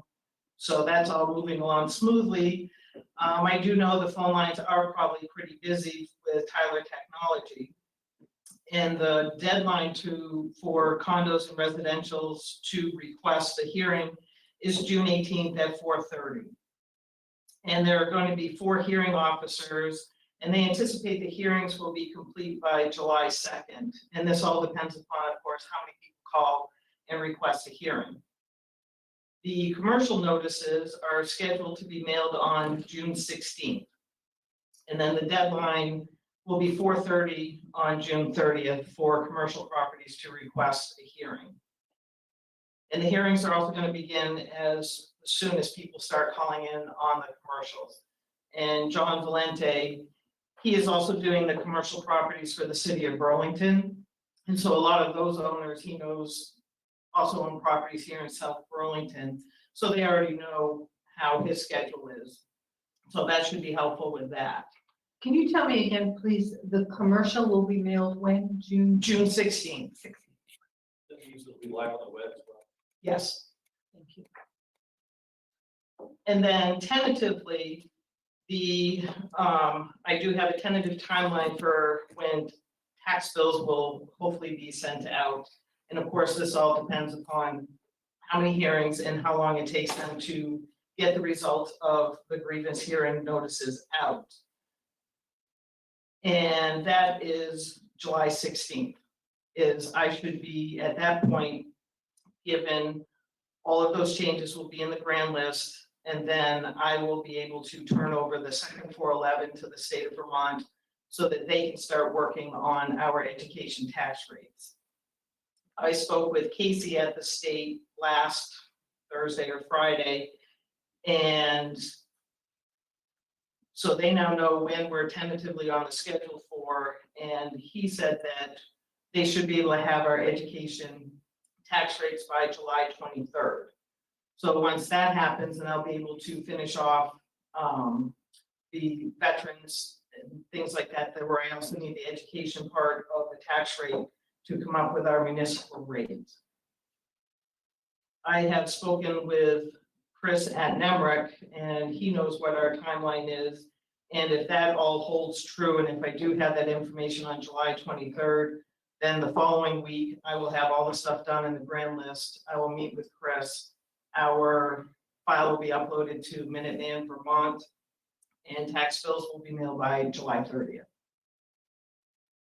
And the first payment will be August 15th? No, August 30th. Oh, so If you want an earlier date, I would not be able to charge penalty and interest until it's been 30 days from when the tax bills are mailed. But then that also leaves us where we won't have to move the November or the March installment. So they'll stay on the 15th? Yes. Okay. That sounds reasonable. I mean, what if a taxpayer is out of town between now? There are a few, and everything's being done by phone. So I've had people emailing me, I've been giving them the toll-free number so that they can call and set up their appointment. Same for the hearing, that can be done virtually? Yes. Okay, and what if, by July 2nd, there is a change in value? What impact would that have on the tax rate? Well, that's why the tax rate won't be set until all of the hearings are done. So then that's the values. Then people will have the next step, which is going to the Board of Civil Authority, but those changes are not going to impact the current tax rate. So you have to wait for the commercial to be done. Or establish the tax. Yes, That's a quick turnaround between June 30th and July 2nd. yes. Thank you, Mark. Any other questions? No, that's good work. That's very, yeah. I want to recognize Martha's incredible work that she's done under a difficult situation, coming in late in the reappraisal process. And I know Tom backed me up on this. You've done a remarkable job stepping up to the plate, and the community owes you a debt of thanks. I certainly thank and appreciate what you've done, Mark. The delays that we're experiencing on the commercial side are not due to anything that's happening in South Burlington. So that's not on us, it's not on Martha. Martha's done an extraordinary job. Thank you. Thank you. From us too. Yes, one more question from Tim. So the commercial lights will be ready until mid-June, right? Mhm. What percentage of them are complete? Do you have a number? Well, John is going through those values now, and on June 16th, actually, I will have from him the information June 10th or 11th. The delay to that is then I have to do a quick review of it, upload the file, get the notices ready with Blaine at Tyler Technologies. Minuteman Vermont will then mail out those notices, and they need like 3 days for that to print stuff and mail. So that's why it'll be June 16th. So I mean, I think that we've seen the residential, the average has been an increase, right? On the commercial side, could you say the same thing? Do you have any Yes, idea yet? from what John has told me, yes. So if they both are experiencing increases and they're somewhat relative to each other, the same, then there won't be a burden shift as far as we know. Correct. But we'll see. Are you receiving a lot of calls from residents about the impact on their tax bill? Yes, and unfortunately, I can't give them a whole lot of answers, except for it's probably going to end up being about the normal increase that we normally see. With the residents where if they may see a larger increase, where if I took a small 2-bedroom ranch, knocked it down and built a 2-story, several thousand more square foot house in the same spot, then yes, I'm going to be paying more. What is it on a percentage basis? What's the normal increase? On the residential and the condo side, I have seen it's usually 29 to 33% increase. Yeah, I did. Some of them have been a little bit less. It's interesting if you take the spreadsheet and create a cell, column for just the percent delta change, from the old to the new. And then you go neighborhood by neighborhood. It's very interesting to see that Closer to the mic. the older neighborhoods with the more medium priced homes are seeing probably a greater percentage of the higher percentage increases, right? And of course, the homes that were sold most recently probably are seeing a lower percentage because their assessed value is very close to what the actual construction value was, right? And that usually holds true. So it's pretty interesting. I urge everybody to take the spreadsheet off the website and kind of do a sort on it and go through and take a look. You'll be getting some calls. Or Tyler will be getting some calls, right? Yes. Any comments? Tom? There was a comment and question in the chat, and I also have a question. Is it true to say that if your price, your value of your house went up approximately the same average of all of the houses, then your tax bill should be approximately the same, since we're level funding the budget, so to speak. If your increase is about the same as the average increase in all the houses, you shouldn't expect any more than a usual increase in your tax. Correct. May I read the comment in the Yeah. Michael Mittag states, June 18, 2021 deadline for residents to appeal request grievance is too short. He received his assessment today. That gives him just 10 days and he's traveling, so he really only has 8 days. Do they have options? So I'll translate his comment into a question. Do people have options after this window if they are traveling right now? No, that's set by state statute. That is 14 days from the date that they're mailed. And we start counting the day after. So they were mailed on the 4th. So then you start counting the day after that. So if you were another paper reporter, you give this like big headlines that they're in a short window and that this should be front page this week to really highlight it to people. May I read the question as well, Chair? You certainly may. Sandy Dooley asks, what percent age of grand list value is attributable to commercial property and percent age attributable to residential property? How do these percentages compare to those for the immediately preceding grand list? And she realizes the numbers will fluctuate with you.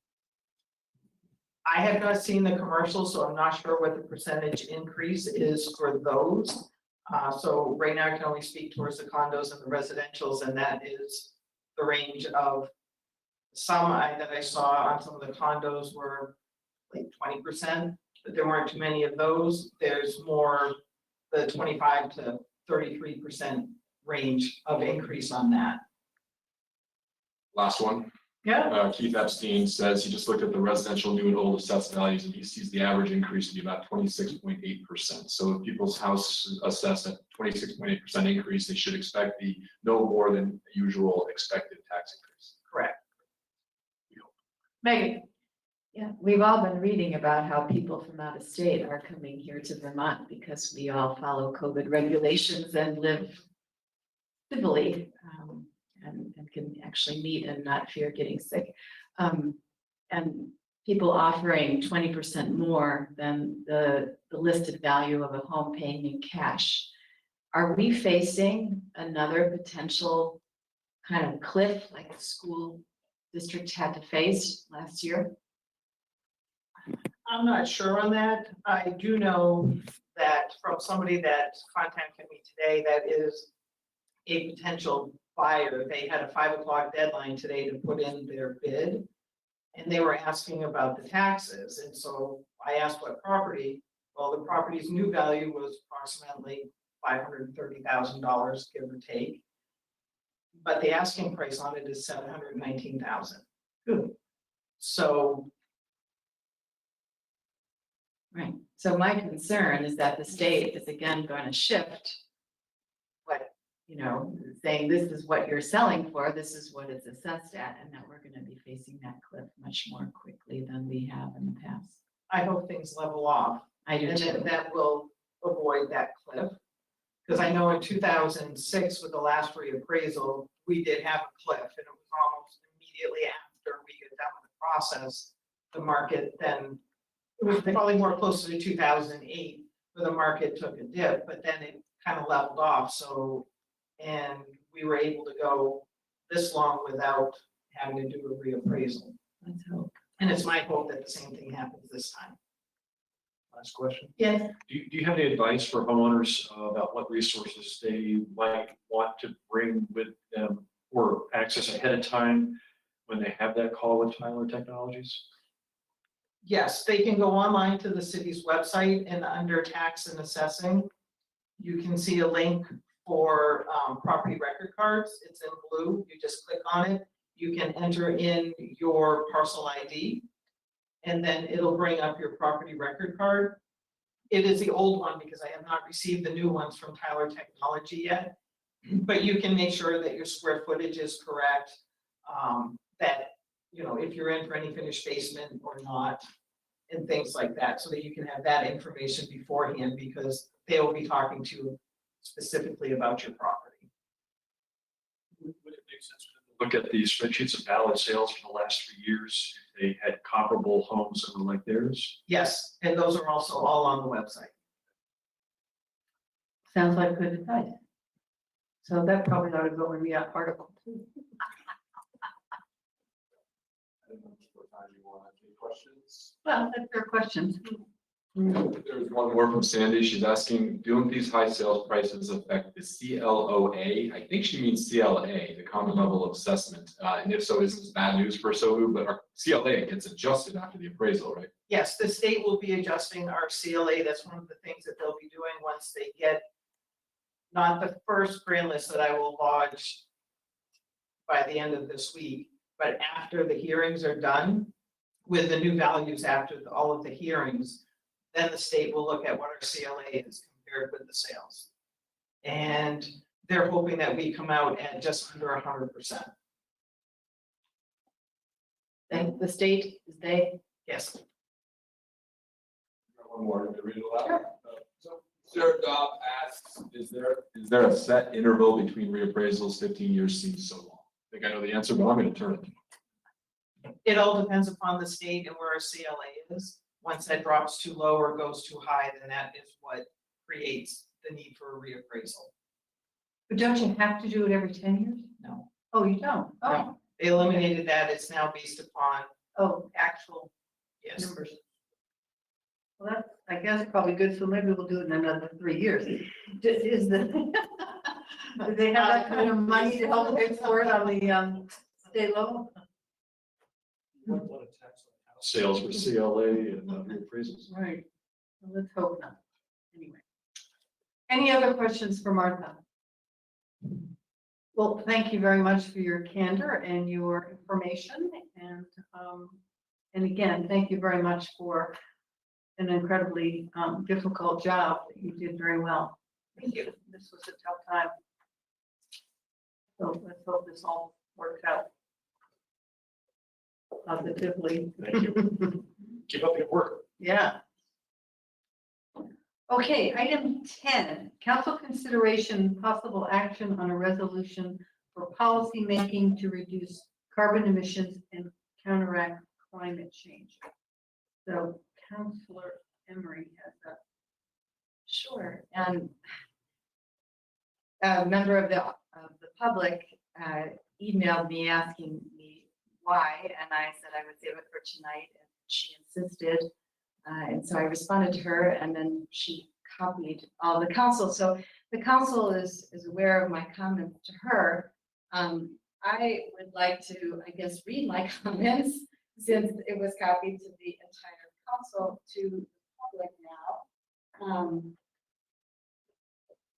have to do so. Unfortunately, I'm not connected to the Wi-Fi, so I just have to look on my phone.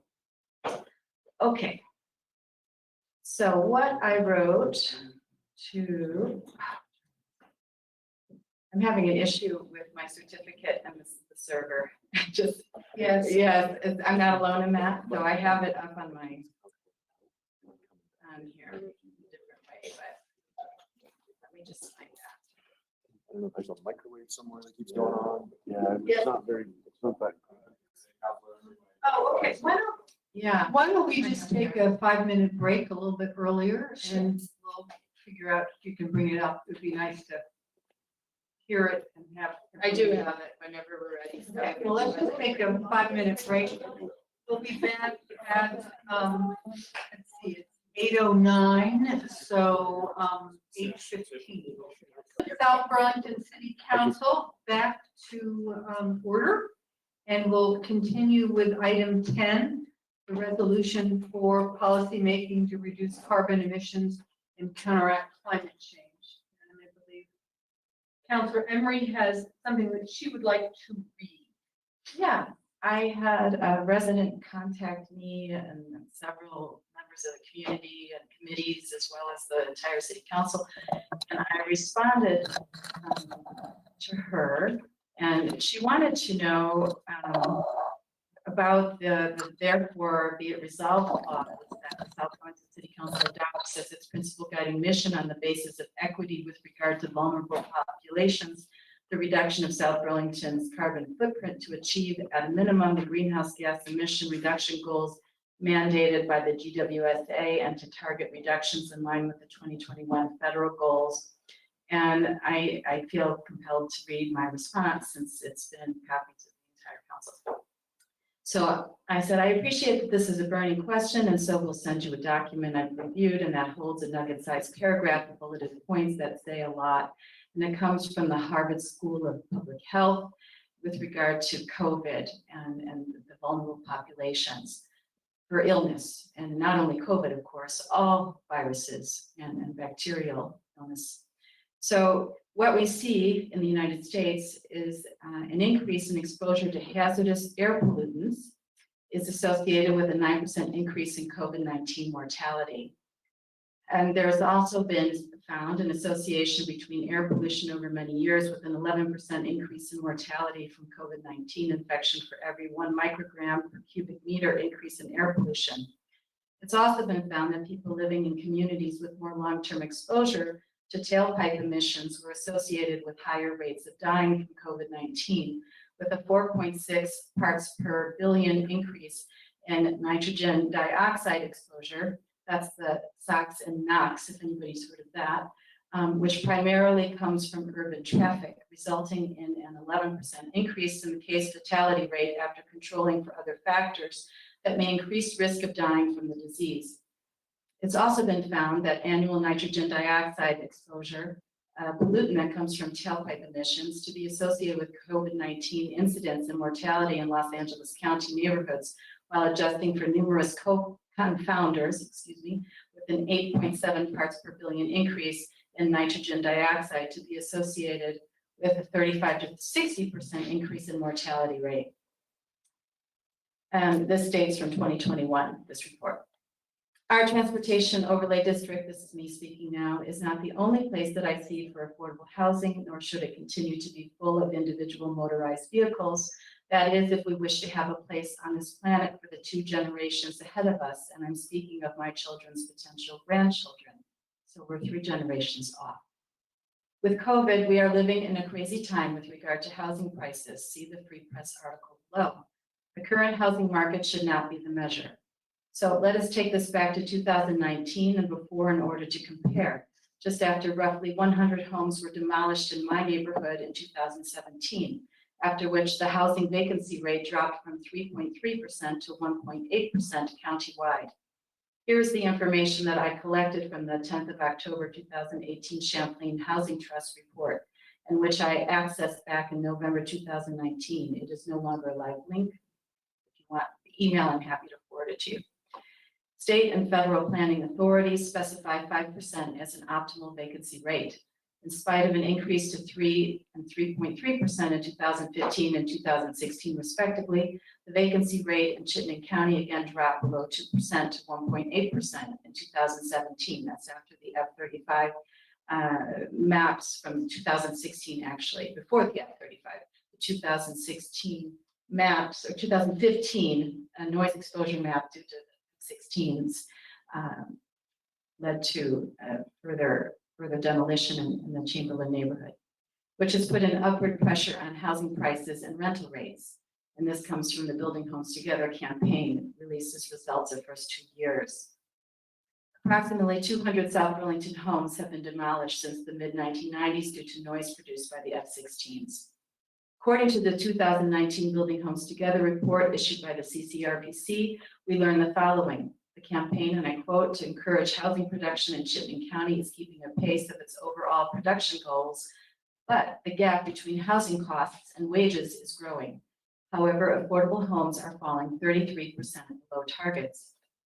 140 new affordable homes per year on average for a total of 700 over the 5-year campaign. I'm just giving the average here. Over the first 3 years, 280 affordable homes were added, falling short of the 420 goal. So we are meeting our housing goals, but not affordable housing goals in the Building Homes Together campaign. You can see the difference that 100 homes made back in 2017. Out-of-state home buyers have altered this picture in a way that we simply cannot compare. The Free Press ran an article about housing prices and home ownership for Vermonters in general, but I'm not convinced that this applies to the Northeast Kingdom or everywhere in the state. It's hard when you have wealthy people using FaceTime video to buy homes sight unseen with cash. That's from the Free Press article of Sunday. If there's a run on Vermont and specifically certain places, my husband and I were just in the Northeast Kingdom this weekend, which is why I speak of it, and housing prices and land prices are still reasonable there. We need to understand the reasons and find solutions. Perhaps better public health policies in California is one way to curb the fight, since the largest number of new home buyers in our state come from California. This again is just one piece of the solution. A UVM colleague of mine who works with refugee resettlement and a successful grant seeker is seeking to expand the program outside of Chittenden County. He agrees with me that the answer lies in economic development outside of the county. Sorry, Patrick, I'm speaking to an O'Brien, who was copied on this email, but we cannot simply build our city or region out of a housing shortage. There are other pieces to the puzzle that need to be dealt with, and I respectfully disagree with your view and that of the current Affordable Housing Committee that more housing in South Burlington is the sole answer. And I heard here and now today, it's aired on VPR, and there was a fabulous report on home ownership. The audio is now available with regard to Biden's plan for home ownership as well as equity issues with our Black Americans. So there are a lot of pieces to the equity equation. Let us come back to my first bullet points, the Harvard School of Public Health report. People who live in polluted areas are more prone to severe illness and morbidity. This must be our first concern as a city just coming out of the pandemic. And key to that is the current interim zoning and our consideration of land use. All my best and see you tonight. And I followed up with an article from the Washington Post saying that our carbon emissions are right back up to where they were pre-pandemic. And that we are just basically not learning anything. And I wrote to the resident. Here's another article I read today, which highlights the urgency of not returning to business as usual after the pandemic. We have to get out of our cars, or at least those who can telecommute or walk, bike, or bus, and rethink how we do things. Now, let me say now to the public something I've not written in an email. As you all know, I come from the Chicago area, and that is a city that was, of course, struck by redlining, and that is something the resident wrote to me, that these land preservation goals could be viewed as redlining. Let me tell you a little bit about the history of Chicago. History of Chicago is it was a boom town, right? And a lot of people moved into the city, right? And what it brought was traffic, and what it brought was pollution. And what you saw after the Jim Crow era began, after the Civil War, is you saw a lot of Black Americans from the South come into the city, right? So this is a time when the railroad is going. This is a time when the meatpacking plants are up and running. This is a time when you have Sinclair writing about those meatpacking plants. And what happened was you saw fear on the part of the residents of that big city when they saw these Black Americans arrive. And you saw the beginning of banking policy discrimination. You saw the beginning of flight. You saw the beginning of people not wanting to sell their homes to people who do not look like them. Can I interrupt for a second and ask Sure. what the relevance of this is to the climate action resolutions? Because I've been asked a question about equity, and the equity question is that when you have a city that builds like Chicago, right? What you have is an inner city problem today, because the answer of that time period was to build, build, build, and it did not solve any solution. And what is the relevance to our climate action resolution in front of us right now? I'm just responding to Sandy. Okay, Sorry. well, maybe, is this the appropriate time to do that, or are we supposed to be? I said I would respond to her in the meeting tonight. Okay, So, well, I'm just trying to. I can stop though, but I just want to say that pollution and building homes and adding more pollution, you have an inner city problem that begins. That's not because of redlining, it's because of pollution and because of all of the different factors. So we have to look at this as a historical movement. If we truly want to understand what redlining is about, it's not about thinking environmentally. I understand. So can we focus on the, Sure thing. I was just, that really hit my funny bone a little bit too hard. I apologize. well, do you have some comments about your resolution? Yes. I want to say that it was reviewed by the Energy Committee and that they fully endorsed my resolution.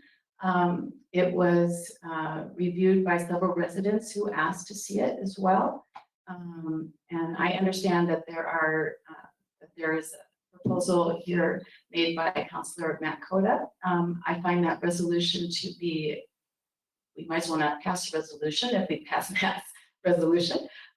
It's not, just like Beth, our resident, spoke here at the beginning, we need to act in order to feel. We need to act in order to be motivated. And if you looked at that Washington Post article that was not forwarded to you, but I'm happy to forward it to you now, it is saying that we are in a mental health crisis and an anxiety crisis, in part because of climate change, which is the #1 concern of 60 to 65% of Americans. And they feel powerless, and therefore our anxiety levels are increasing. And I think it's important for our council to be leaders here and to give people the example of action, to show them the desert and the stars so that they can feel that spiritual awakening that they are ready for, that they are craving for leadership. And that's what I want this resolution to be. I prepared all the whereas clauses. I'm aware that it's lengthy, but I think it's important for people who are feeling anxiety to see that this has been prepared over many years, that our city has been planning for it in our comprehensive plan. Our state has been planning for it. Our state is a lot slower than our city can be, which is why I'm in favor of us passing a resolution that has teeth to it. And I mean, not teeth in terms of fines and like an ordinance would have, but where we actually direct our staff and our committees to look through a climate change lens when they consider policy, including what they buy, and they can present things to our council and they can say, we have looked at the options. Here's what is best for the environment. Here is our budget. Can we afford it? And I think that's a good question for us to be asked and to have to answer, just as an example. Thank you. I don't know how you want to manage the discussion, Chair, really, if you want councilors to speak before public, but Sandy Dooley has asked me to draw your attention. She'd like to make a comment as soon as you're willing to allow her the floor. Well, why don't we work on the resolution, and because that was a somewhat separate strain, I think, of or strand of the conversation. You know, one whereas that she had, was it therefore or therefore it was not part of the resolution. Okay, but I do know I have some additional language, and so does Matt. So do I. Oh, you have some additional too? Well, I mean, I have some ideas. Okay. We all have some ideas. Yep. Did you want to hear from public items? Um, Well, I'm just wondering if the council shares their different thoughts, then the public could come in on all of them rather than just focus on Megan's very, very lengthy, but very complete, almost like a term paper kind of articulation of the issues around global warming. So I think that would be helpful. So I don't care, Matt, yours went out in the packet. So do you want to talk about your option first? Yeah, and I'd like to thank Council Emery for bringing this up. I think it's important that. Yeah. Pretend you're on, I don't know, dancing, not Dancing with the Stars, but you know, a voice or something. Thank you very much for that advice. It's important. People of South Burlington know that the City Council is united in our understanding, our belief, and our knowledge that anthropogenic greenhouse gas emissions are what cause global warming. So I think it's important that you bring this resolution. I would disagree with you, Councilor, that my resolution, my substitute amendment, is not worth passing. I think it is worth passing. The reason I cannot vote for your resolution as drafted, page 73 to 77, the Three reasons. Number one, it resolves to target reductions in line with 2021 federal goals. That's what it's for the saying. There are no 2021 federal goals. That's not a thing. President Biden in April of 2021 did create greenhouse reduction target of 50 to 52%, which is what you suggested, below 2005 levels.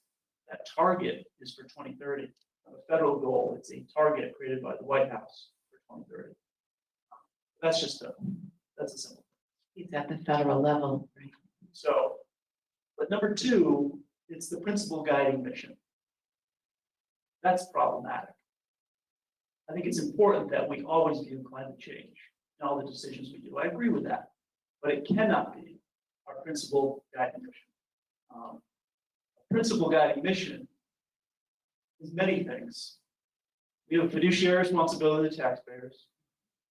We must provide essential services, provide for the public safety and welfare of our citizens.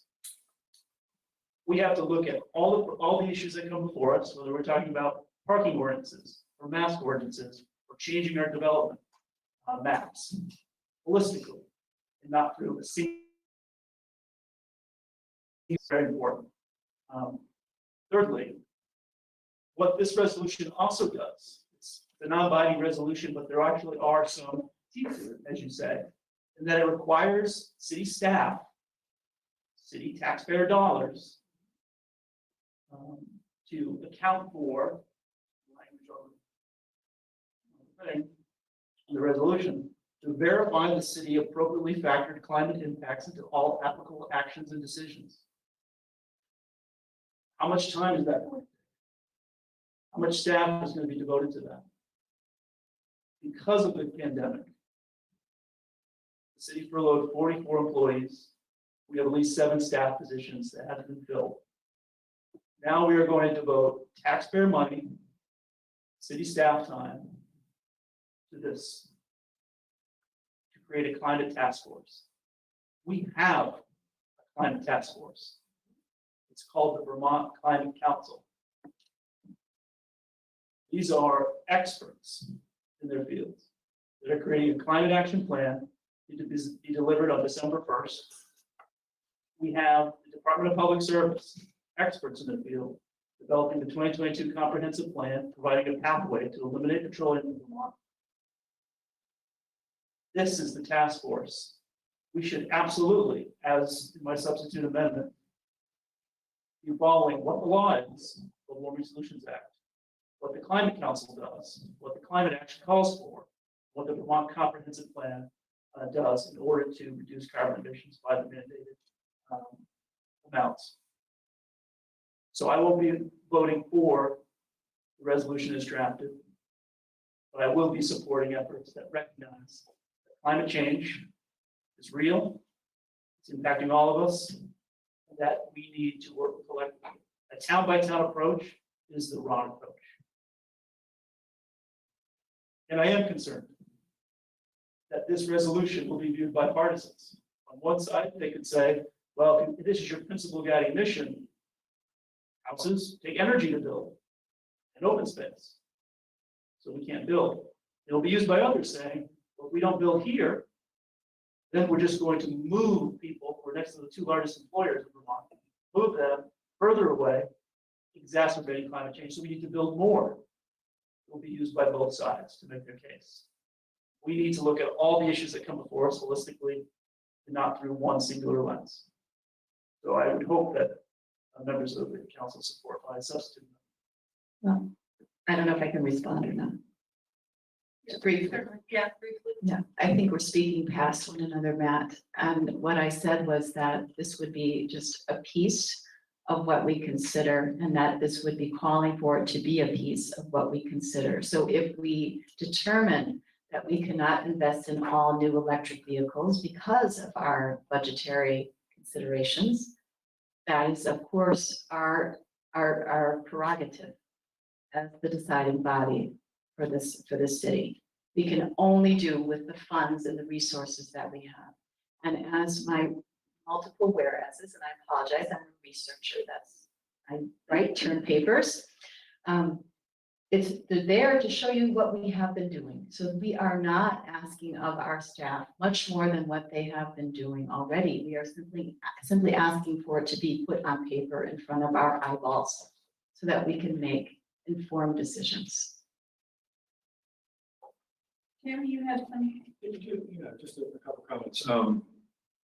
So I love the research that you did behind it and all of the whereas, and I think that the bulk of that could be moved to another document that acts as a reference document.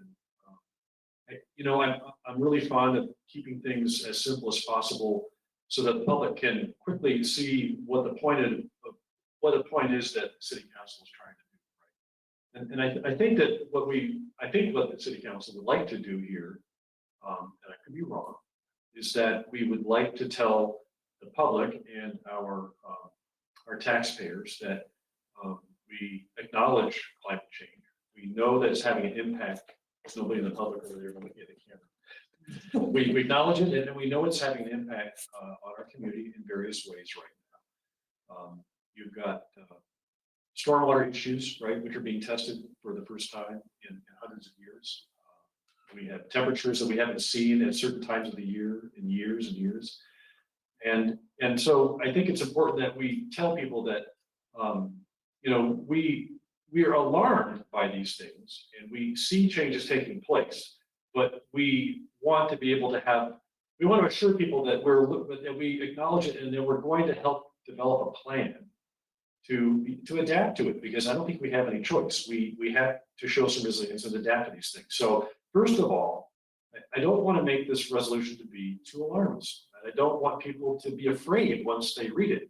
I want them to feel comfortable with the fact that the city is taking actions that are in everybody's best interest, and that includes reducing their CO2 carbon footprint and other things as well. I'd like to cut down, and I think Matt's proposal is similar. The whereas is to just a few simple things that make us pass the litmus test on climate change, which seems to be really important right now in a lot of dimensions of politics, right? And at the same time, have a couple of therefores that tell the public what the city intends to do. So that's, I think, where we want to go. I can't support a 4-page document that's mostly, whereas and then I can't accept the morality clause that's in there either. You've got to keep it. Okay, I know, but I'm just trying to say that the first resolution just went way too far. What we need is something that's simple, compact, and explains to people in terms that they understand exactly what the city is going to do. Well, I took some liberty and came up with another proposal that makes it shorter. It uses just 3 whereases that are not exactly matched, but similar. And then I felt strongly that the resolve in Megan's document were really important, because I felt that, yes, we need to make this really clear to the public that we're interested in doing something, that it's important, that we can't wait. The weather changes, I don't want to have us spot, in 5 years and there's little atolls in the Pacific that are no longer, and thousands of people have to leave their country because it is no more, because we haven't done anything. And I get it that South Burlington can't do it alone, but there are things that we can do. And I think one of the things is not just to wait for the state to come up with a grandiose plan, but actually, how different is it going to be? The issues have been identified. But what we can do is really ask our city staff and committee to think about, use a lens, but not the only lens of global warming, about how they make suggestions and recommendations. How do you look at something? This is not meant to end all concrete pouring in the city of South Burlington, because that's a negative for the for global warming. But we can do things as a city, ask our public to do things, but also the city to do things that can make a difference. Maybe it's a little different, but if every single community in the country wanted to take on or try to do just a little bit, a lot will get done. So this is what I put forward. It's just, you know, acknowledging the implication of CO2 emissions and their effect on climate. I mean, these literally are Tim's words. It's in the city's best interest to pursue energy efficiency by reducing fossil fuel and electricity use. And the city has hired an energy project manager, we heard him tonight, and pursued a number of key projects, reducing our energy and carbon footprints. So it's important to our community. And then the results are, you know, what can we do? Is it I mean, maybe the wrong term is principal guiding mission, but it should be one of the guiding missions. And I'm happy to strike that. But I think it's an important one that we can't just forget. It ought to be part of the whole issue. So this is, again, you know, another little work in progress, but trying to pull some common themes. And I granted it probably could use a little wordsmith as well. But I think the purpose of this is not just to acknowledge global warming and then say we're going to wait and see what the state says we should do. I think we can apply some of these concerns within our own budgeting process, purchasing process, and just the way we run our city without having, because I don't think the state can get down to that level. It's going to be a much bigger issue. We can certainly help impact that conversation. Tom. So I'll just say a few things, and maybe since we're at time and there's 2 people that want to speak and 4 other comments in the queue, I don't know how much you want to pursue this tonight, but I like where you're going with this, Helen. I like you slimming down the whereas clauses. I had some concerns. There's like a couple of whereases, but we could be here all night wordsmithing those findings. I like where Tim was also going with this too. So I really hope that I'm going to offer my additional feedback. You're the chair, but I would encourage us maybe to bring this back to a future meeting, the next meeting, and that way we can all get out of here in a reasonable hour tonight. Okay, so I just want to also thank Councilor Emery. I want to make a clear point of that. This is an important topic, and the voters of South Burlington want to know that all of us care about this topic. So thank you for all the time that you put into this. I also want to recognize Chair Reilly. You're very happy for us to provide feedback prior to tonight to try to streamline this process. So thank you for that. I mentioned I had a couple of whereas clauses. My concern, and you sort of touched upon this, I definitely heard a little bit of that in Councilor Coda's presentation. The be it resolved that says city and staff and council to immediately form a client action task force with the mission to involve all members of the community to participate in creating a climate action plan. When you say all members of the community and immediately creating a climate action plan, I just think money, dollars, time, and attention. And I want to address this, but I'm always going to remember Kevin in my ear thinking about how staff time is finite. And I'm concerned that if we overcommit these resources, then they're going to be distracted from other responsibilities. So I'm just concerned about the mission. We exist, provide emergency services, fire, police, public works, record parks, and planning and use of our lands. I absolutely want an environmental lens and a climate change lens in all of those actions. I just don't want to duplicate or do what the state is doing with the depth of budget, the depth of expertise, and the depth of available committed resources to guide regional approaches to these solutions. So I love the merging of what I heard Councilor Coda say, what Tim Barrett said, and also what you offered, Helen, Chair Reilly. I don't know if this adds any additional guidance to get us to the next page of the resolution we can all support, but I just wanted to offer that feedback. And Sandy Dooley would like to speak, and Ethan Goldman, and there's like 6 comments. Okay. Yeah. One response.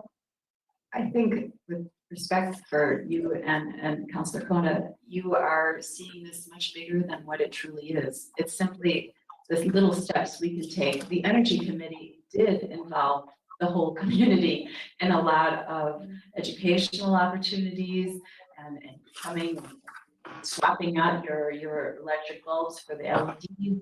I mean, and that's the kind of thing. I think that it's not as big as a state action. It's simply, let's look at how much an electric mower costs compared to a gasoline powered mower.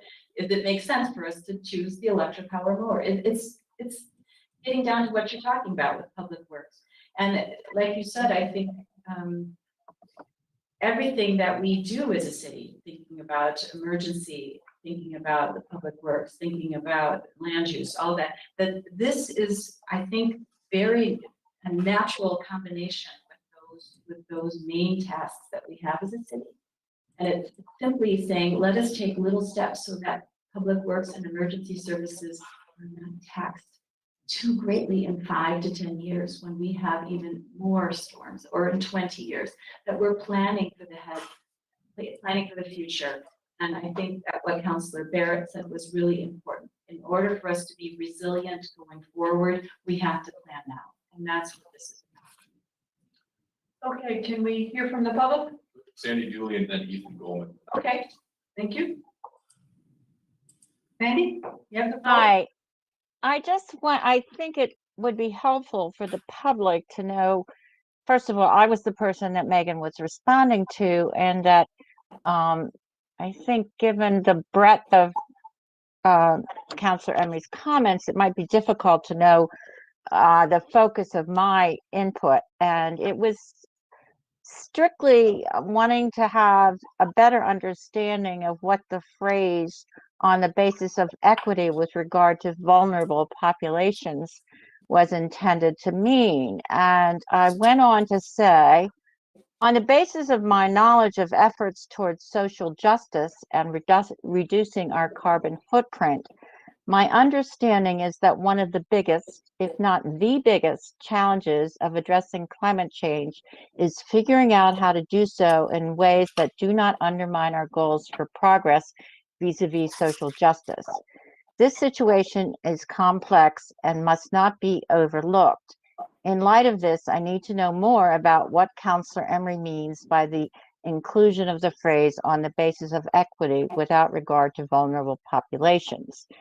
And while I said this was only an example, I said, as an example, some view a policy of building all new housing and or all new affordable housing in South Burlington only in the transit overlay district as a measure for addressing climate change as just another form of redlining.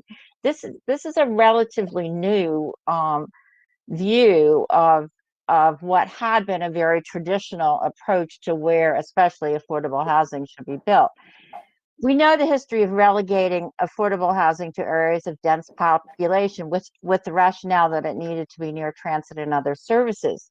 Many are now viewing this policy as a tragic error because it formed the basis for a policy that, one, kept, quote, those people, unquote, from living in more desirable areas of towns and cities, ignored the often negative effect of this policy on the quality of life of folks with lower incomes and BIPOC families, and three, decreased their likelihood of becoming renters or homeowners in places that often had better schools and were closer to better paying jobs. I will not go on to really say, but what I'm saying is, in my view, this issue of the fact that you really have to pay attention to the social justice impacts of what you're doing about climate change should be explicitly acknowledged. And I don't think the draft does that. And that was really my point. It's my historical lesson on Chicago, Sandy. So. But I think that's I think you answered her issue, and Sandy has raised a concern with the language. Why don't we move on to Ethan Goldman? Yes, thank you. So my name is Ethan Goldman. I'm the chair of the South Burlington Energy Committee. And I wanted to ask the council to consider a question of conflict of interest regarding Councilor Coda. So I wanted to cite first from the South Burlington Conflict of Interest and Ethics Policy. In Article 5A, it mentions that conflicts can be real or perceived. And in the definition, it includes a direct or indirect personal or financial interest. It lists a number of different family relations as well as business associates, employers, and employees. It also defines an indirect personal conflict of interest when, quote, a public officer acts on a matter in which the officer's judgment may be affected because of a familial or personal relationship or membership in some organization and a desire to help that person or organization further its own interests. So Councilor Coda's employer is the Vermont Fuel Dealers Association, and according to their 2019 IRS Form 990, their mission is the promotion and improvement of the oil heat industry throughout Vermont. They engage in lobbying, and Councilor Coda drew a salary of $136,068 in 2019.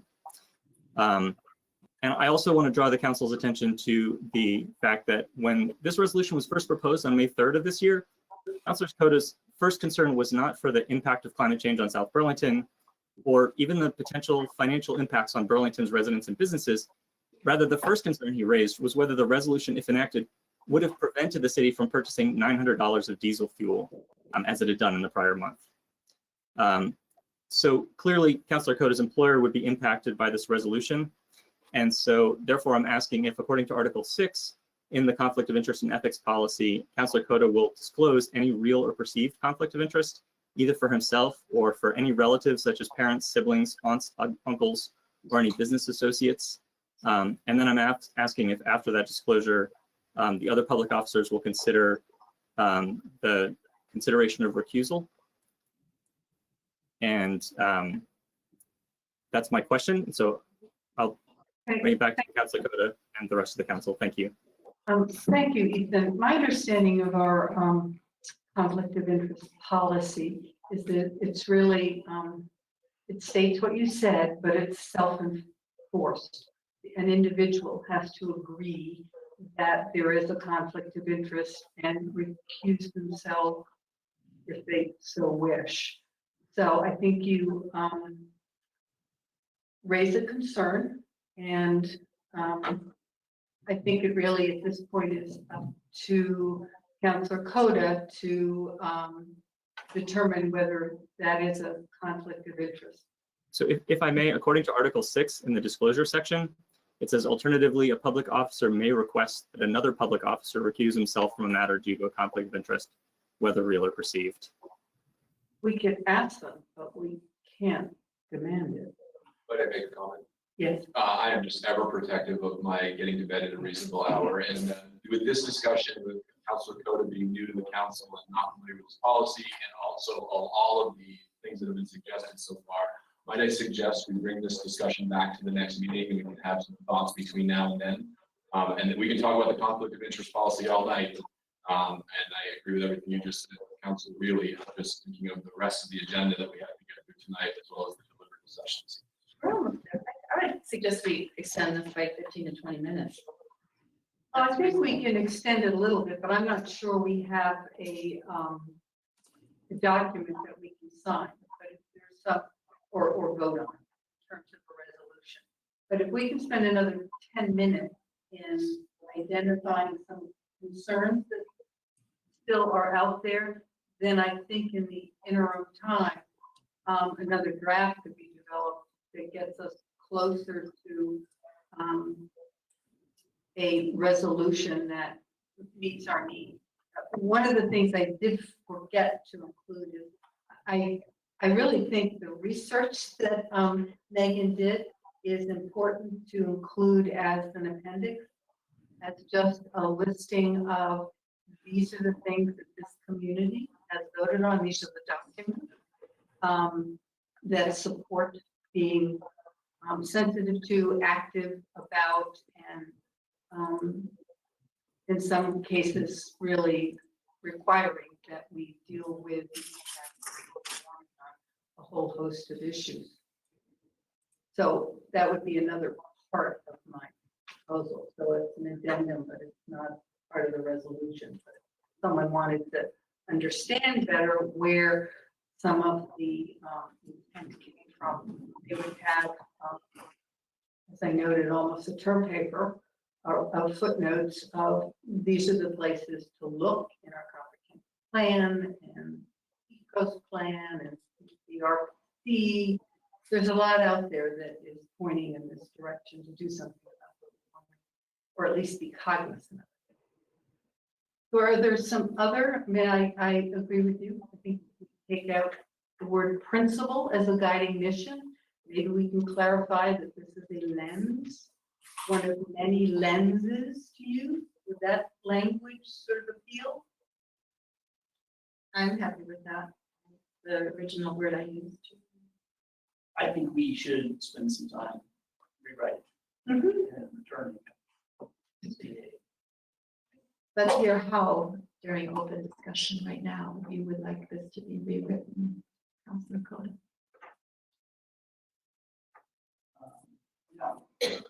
That's right.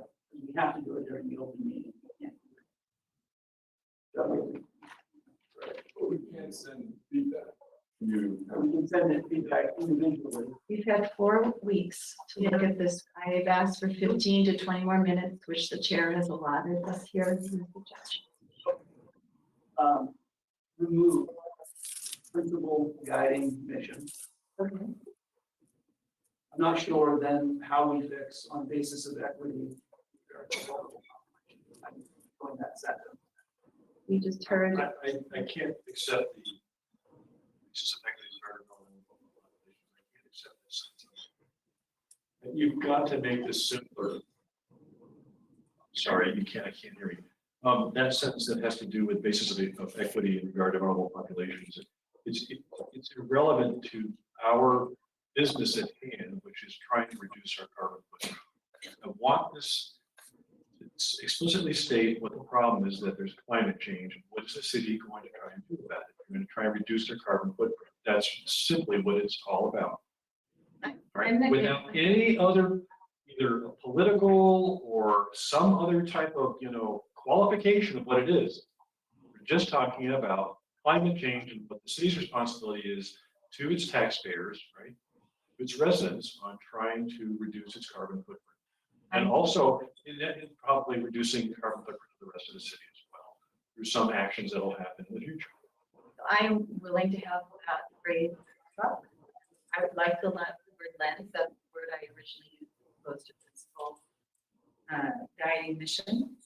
That's a lens, the reduction of South Burlington carbon footprint, or one of its lenses. I'm amenable to that as well. South Burlington's carbon footprint to achieve at a minimum the greenhouse gas emission reduction goals. There's a G missing, gas emission reduction goals mandated by the Global Warming Emissions Act. Yeah, I don't want any specific goal stated in this other than the fact that we are going to reduce, and that can be determined at a future date as to what the specific goals are. That makes sense. We don't want to, I don't think we should be putting in the specific targets of anything, just the fact that we recognize it and we will work towards reducing our carbon footprint. And we will work towards helping the rest of the city understand and educate them about how to reduce their carbon footprint. So one of the things that we do with the Development Review Board is that we have an editor that we can see the I would rather us discuss right now, Matt Coda, what we are discussing. No, I'm saying we can see changes. Please don't interrupt a very productive and constructive discussion. No, I understand what you're saying, is that right now we can't really see what we're all talking about at the same time on a printed page. So in the past, we've had somebody, presenting on the screen and we wordsmith at the same time using the word. Right. So we can't really do that here. I mean, the alternative is that we go back to our homes and reword what we think is what we believe it should be, and then send it to somebody. Okay, but I think you've helped that, because you said you don't want any stated goals. So not explicit, not finite. Okay, finite. When we get to the second result, is there a problem with using our advisory committee, expertise, prepare and adopt regulations or capital. Yeah, that's fine, but I don't want to create a new task force to study something. We already have all the people we need to do something. And Well, perhaps we can ask the energy committee to Sure. act as a climate task force. we don't One of have their to goals. create. I don't, That's a you good know. one. Yeah, that's fine. okay, does that sound like that's doable? I mean, they already got staffing now with a lot of expertise. Okay. Could the chair share her laptop? Oh, you don't have a laptop. But you could use my laptop. Share Well, your screen. You know, I don't know if we can get this done tonight in 10 or 15 minutes. I think our goal is to have this conversation about what are the sticking points, what are the concepts, and then I think the five of us can look at language and go through and wordsmith, I think. Is that acceptable? Tom? I love extra meetings, and if we wanted to have a working session where we just dedicated to this, so we're not all here Monday night, you know, a special session where you can do exactly what Councilor Code and Tim Barrett have the laptop on the screen, all of us, public can be advised, I'm open to that too. I love extra meetings, I'm gonna need some. The beauty of the short document is that we could actually use the 15 minutes to get through the sticking points. Are there any, so if we change the third one to something about tasking the energy committee with a mission to, you know, involve members of the community in creating a climate action plan? I think that makes good sense. I heard Councilor Coda say that makes good sense, and Councilor Barrett too, if I'm not mistaken. This is your third. Yes. The third resolve, Be it further resolved or be it further resolved. be it further, so, okay. Yeah. Yeah, no, that, I think that's fine. Okay. And then the final one is that the city will report on the progress that the city is making in enacting the climate action plan, and will verify what the city.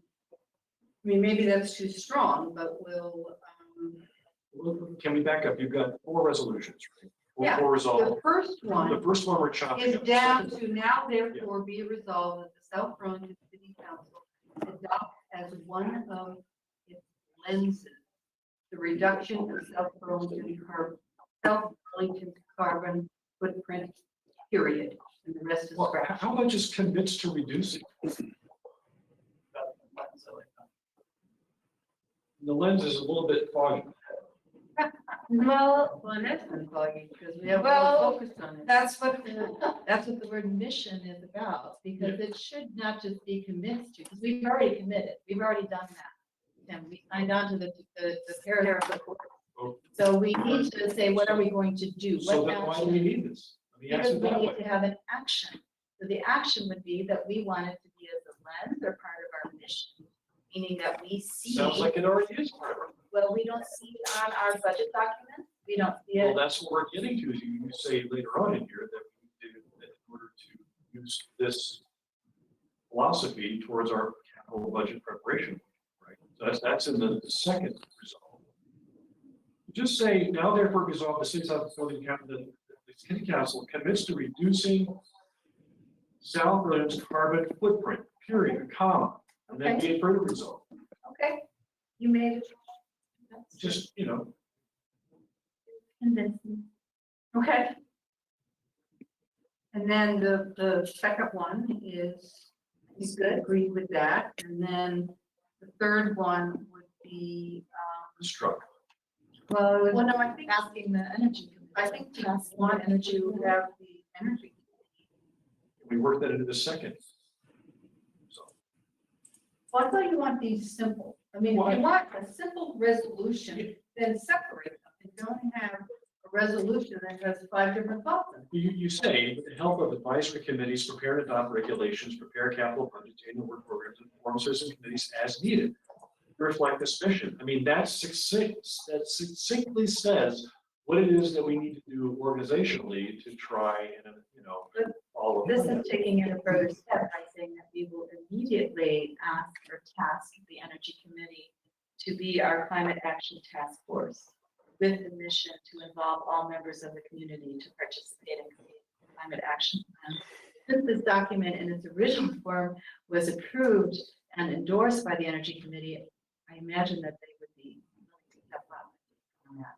So what, change it to, will immediately ask the energy committee to I form a would say climate action. task, if they To serve task. our. Okay. Task the energy committee with the mission to involve. All members of the community, which they did with the Georgetown Energy Plan. They were fabulous, amazing. Yeah. So I'm not against that phrasing at all. I just remember hearing Andrew Shelnick when he reported to us that they only have so much capacity. And then the conversation came up about staff's member. I'm wondering if Kevin or Tom have any comments on staff support to move this forward. Or Jessie, for that matter, since she'll be handling it. Remembering that discussion. Maybe not. It depends on the magnitude of the project. I was under the impression that Paul was already taking this on with CCRPC. I've texted him to find out where he stands with that project.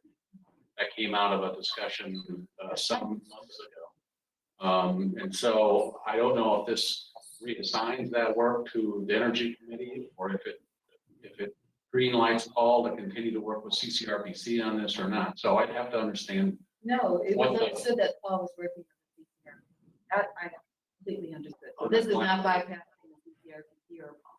I'm challenged to try to understand what's the purpose of this if we're working on it. It's to engage the community.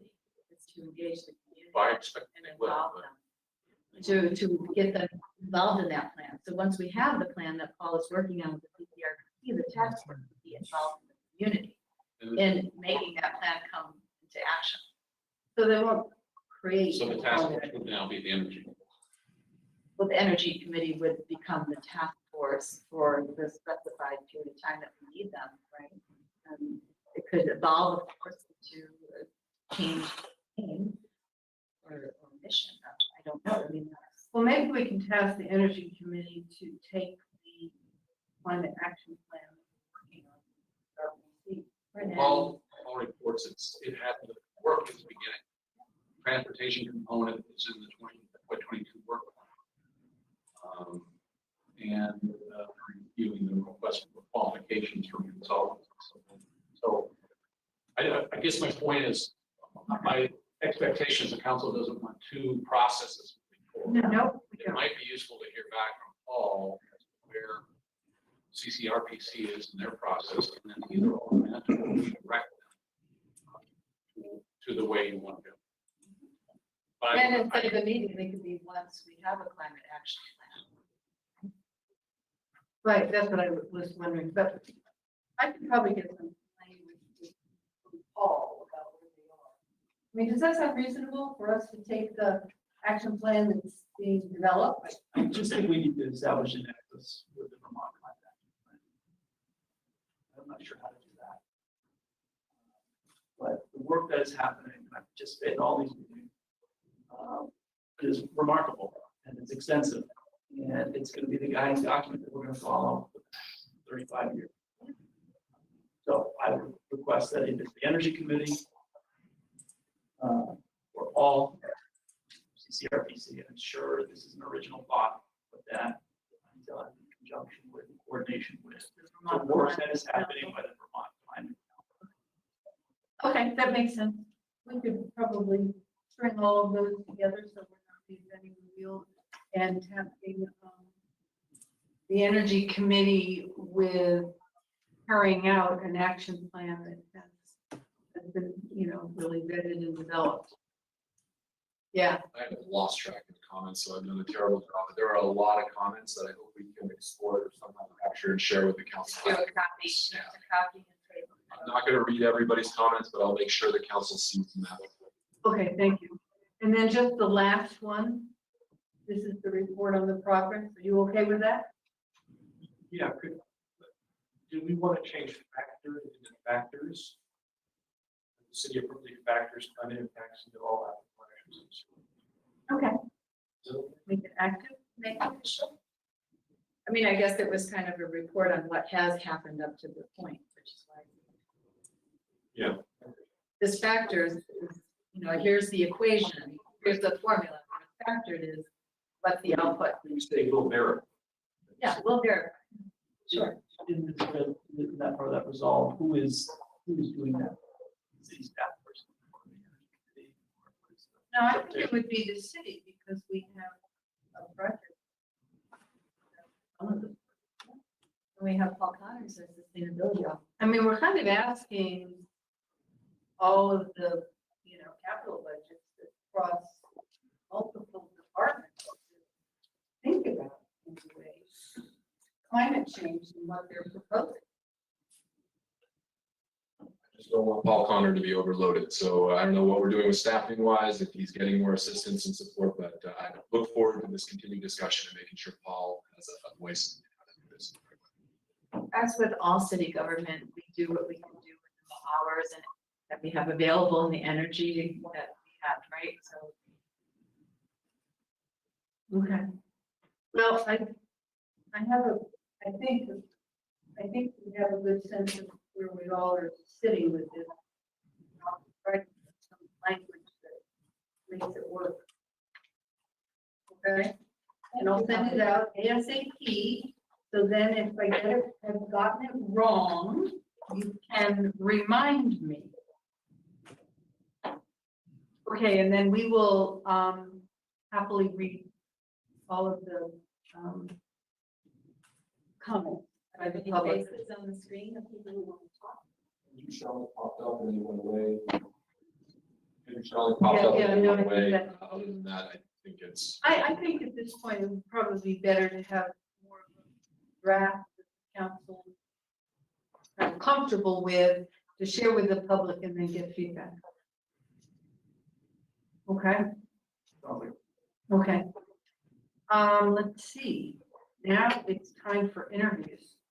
But yet again, related. We don't have too many tonight. There's 7. Well, okay, let's try to make our, there are no names. There are very no names. Oh, no, there are. Yeah. Corey Cinturello is applying. His camera just came on, if that helps. Okay, well, let's listen to Corey. Corey is interested in natural resources, and he is an incumbent. So unless you've been doing a terrible job, I would suggest that we continue, but who would like to ask some questions of Corey? State, he's been on the committee for just a year, but he has a graduate degree in biology and an undergraduate degree in natural sciences, and sounds like he has some of the background to be helpful and informative as a Natural Resources and Conservation Committee member. The question I ask Corey of everybody is, do you acknowledge that climate change is real? Hi, yes.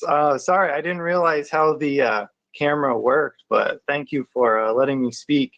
In regards to climate change, so yes, climate change does occur.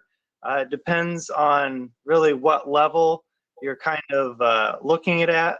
Climate change is kind of a broad topic to discuss. You usually want to narrow that subject down, whether it's more biology, geology, physics, or chemistry related. So I know one thing that we do always have to remember is that weather and climate are different. So intertwining the two kind of gets difficult when you're discussing that topic as a broad system. But yes, to answer your question, I would say that climate change does exist, but it's to what level? That's what would be up for further discussion. Okay. Any other questions? You obviously know the time commitment, so you're willing to continue. Any other questions of Corey? He's an incumbent, right, Corey? Yes, he is. Right, so how was the your time that you spent so far on the Natural Resources Council? I've had a good time. I have, so I kind of spent more of my time listening, trying to make sure, as it was my first year, I kind of wanted to see how the committee worked throughout the year. I did accept a task for the dog task force. It didn't work out too well, as it seemed to be that there was the dog task committee, then there was the Friends of Dog Task Force, And then we had created another task force, but it wasn't quite working out well. I did help out in the Eastview project, working on the draft for that. And I definitely would look forward to working on some other projects. I know there's the Longview project, and Ashley has some work that she's doing with, Wheeler Park and Underhill. So those projects I look forward to working on. Okay. Great. Any other questions for Corey? What would your project be that you would like to move forward, I guess, on the Natural Resources Committee, whether it be, a specific task that the committee accomplishes in the city, or kind of structure-wise with regard to its work with other committees, or perhaps, even writing bylaws or thinking about it in that way. What would you see as a necessary step forward? That's one of the ideas that I'm trying to come up with. I would like to see the community more involved with the parks that we have. It kind of seems like we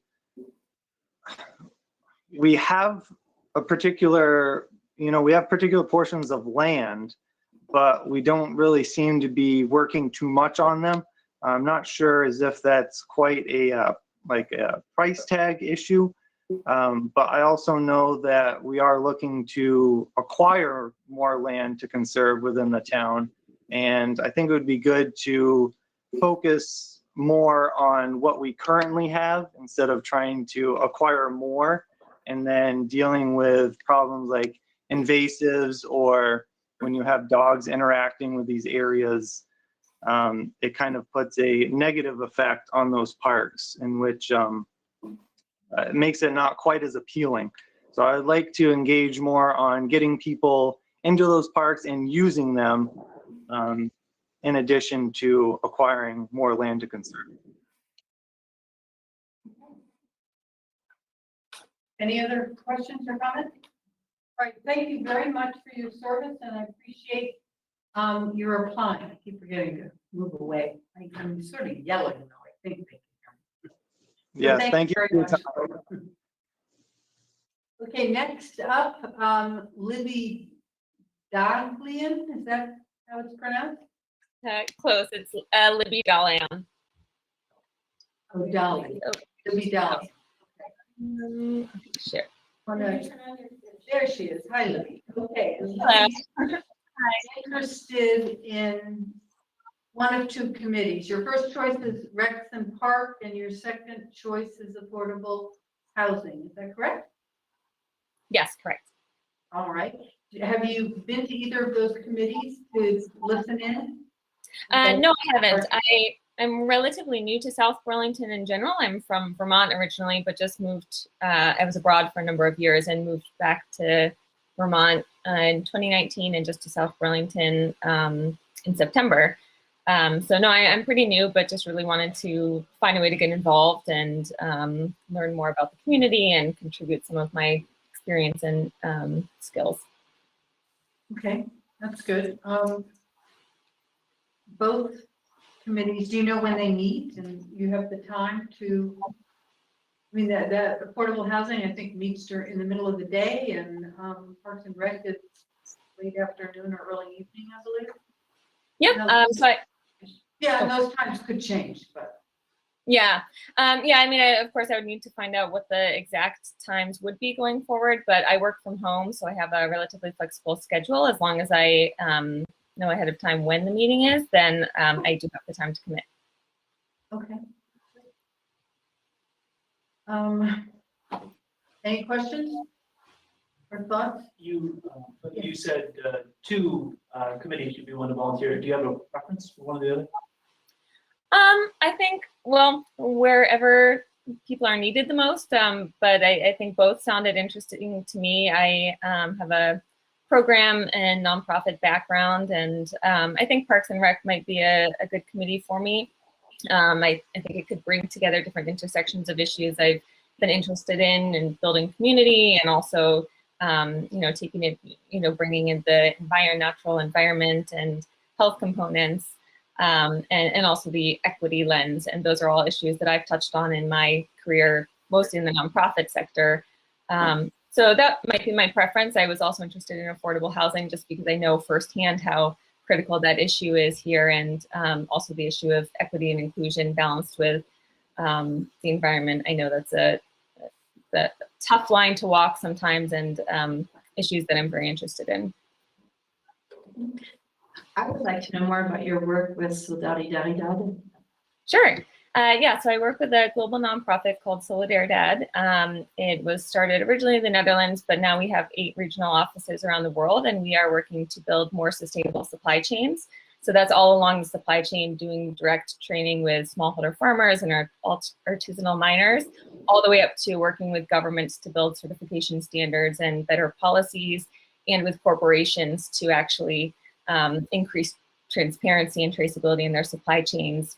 So I do business development and communications for Solidaridad, and a lot of coordinating with our global teams. Have you ever thought of working for the Energy Committee?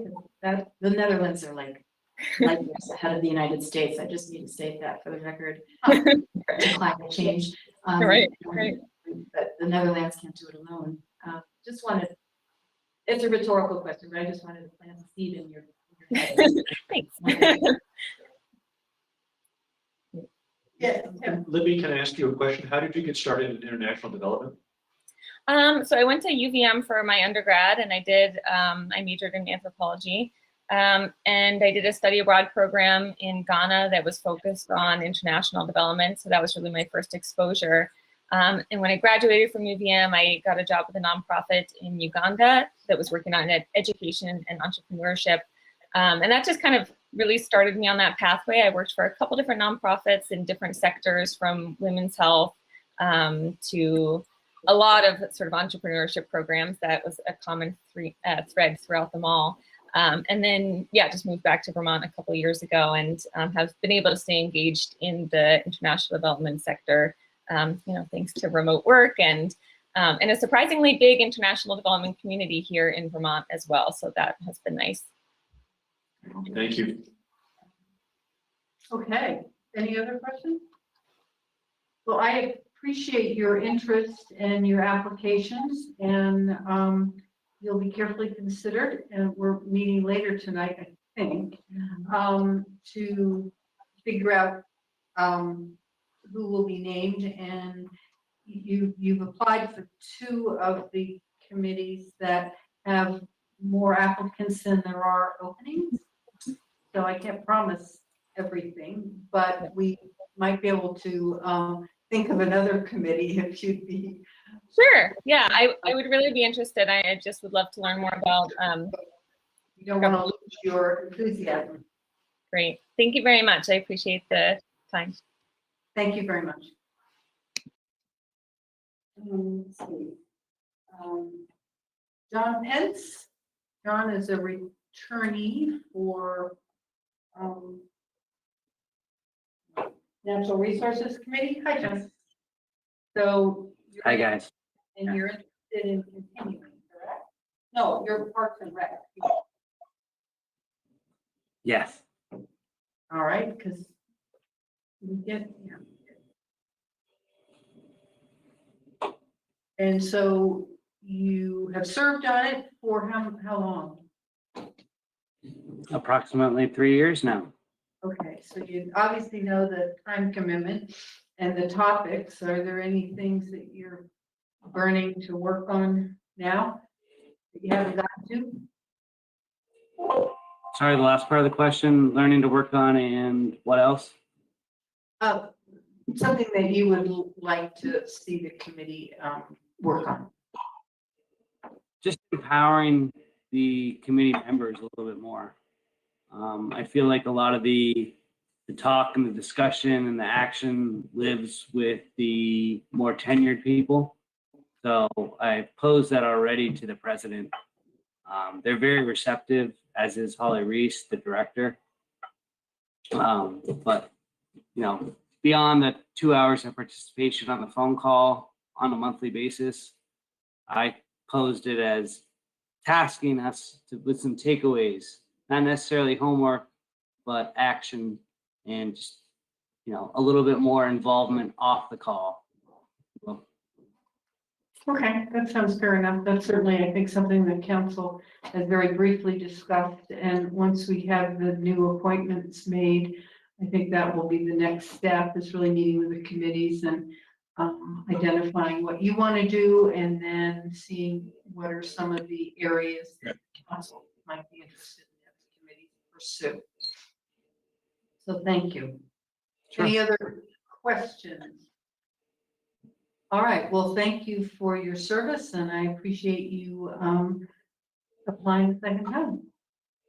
Of course. Thanks, guys. Appreciate your efforts and your time as well. Okay, good night. Next is Sydney Justin Palmer. Sydney. Dog park committee. Yeah, you're interested, Sydney, in serving on the dog park committee, is that right? Sophia? Yes, trying to get my camera going here. And have you served on that committee before, or is this a new? No, this is brand new. Oh, good. Well, they need some new people, all right?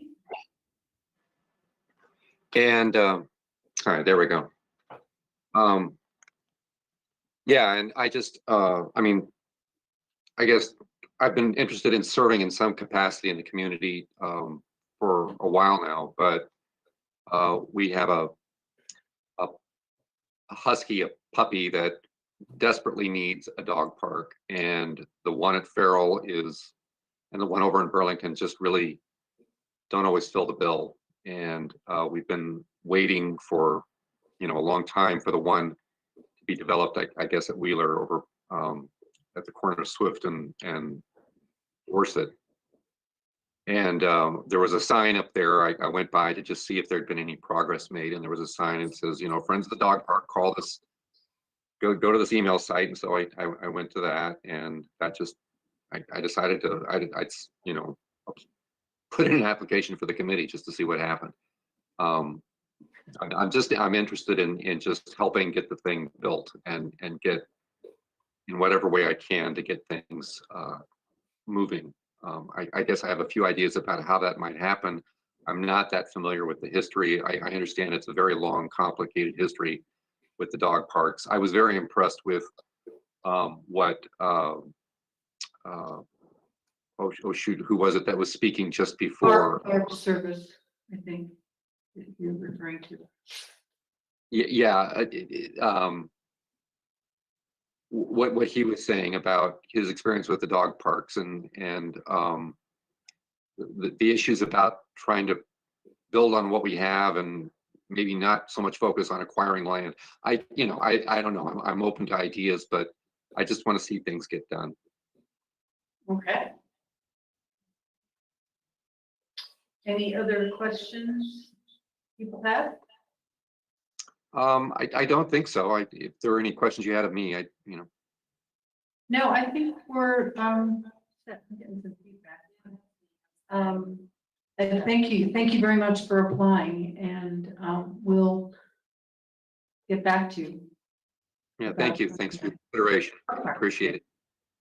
You're welcome. Okay, next up is Peter Taylor, and he is interested in continuing on the city charter committee. Thank you, Peter. He's been on it for, what did he say, 30 years, I think? You're that old? I think you all know me.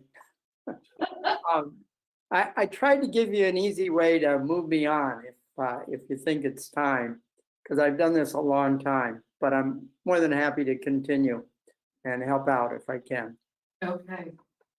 Well, I'm more than happy to have you continue. I think your historical perspective is needed, and we keep talking about different changes that we think might be worth pursuing. So maybe we can give the charter committee some work. Good. Based on his application, that's worth something. Okay, well, thank you for your years of public service, and I look forward to having you continue on the charter committee. Thank you. Have a good evening. You too. And next up is Chuck Hafner. He wants to work with Peter. That's why he's applying.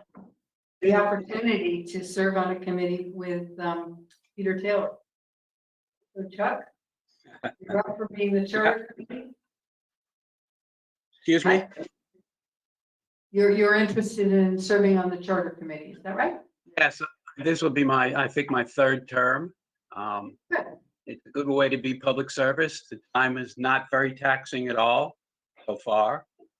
And I'm very much interested, as you know, in municipal government. So. Yep. Do you have any questions for, Tom has a question. So since Peter Taylor's still on, an advocate, a lobbyist for cannabis sales reached out to me. I think Shane Lynn. So I think that relates to a charter vote. He's advocating for the city of South Burlington to weigh in on being able to sell cannabis. I think that's a charter change that have to be put before the voters. No? No, I think that's under state law. The state law gives cities opportunity to vote to approve sale of cannabis in a store in your town. That's it.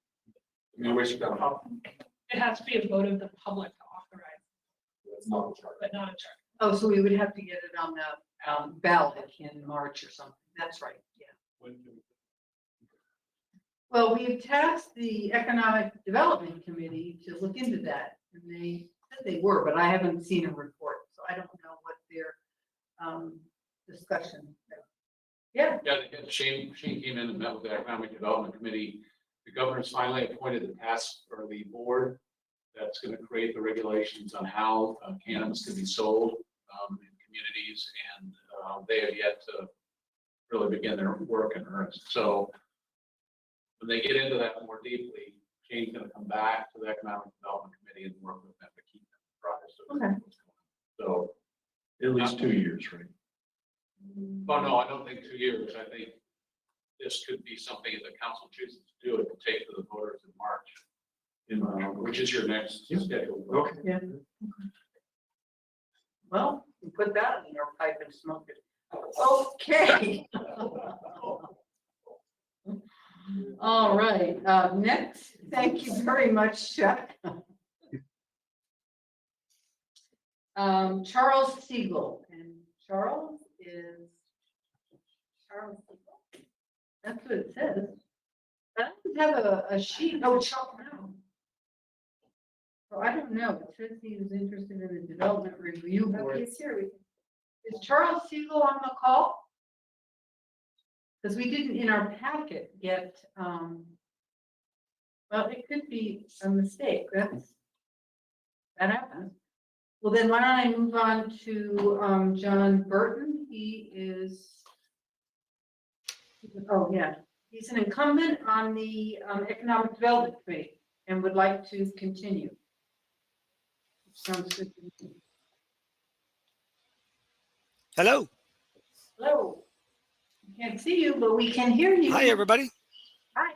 Hi there. So my camera. You Can you see me? obviously know what the job entails and you're interested in continuing.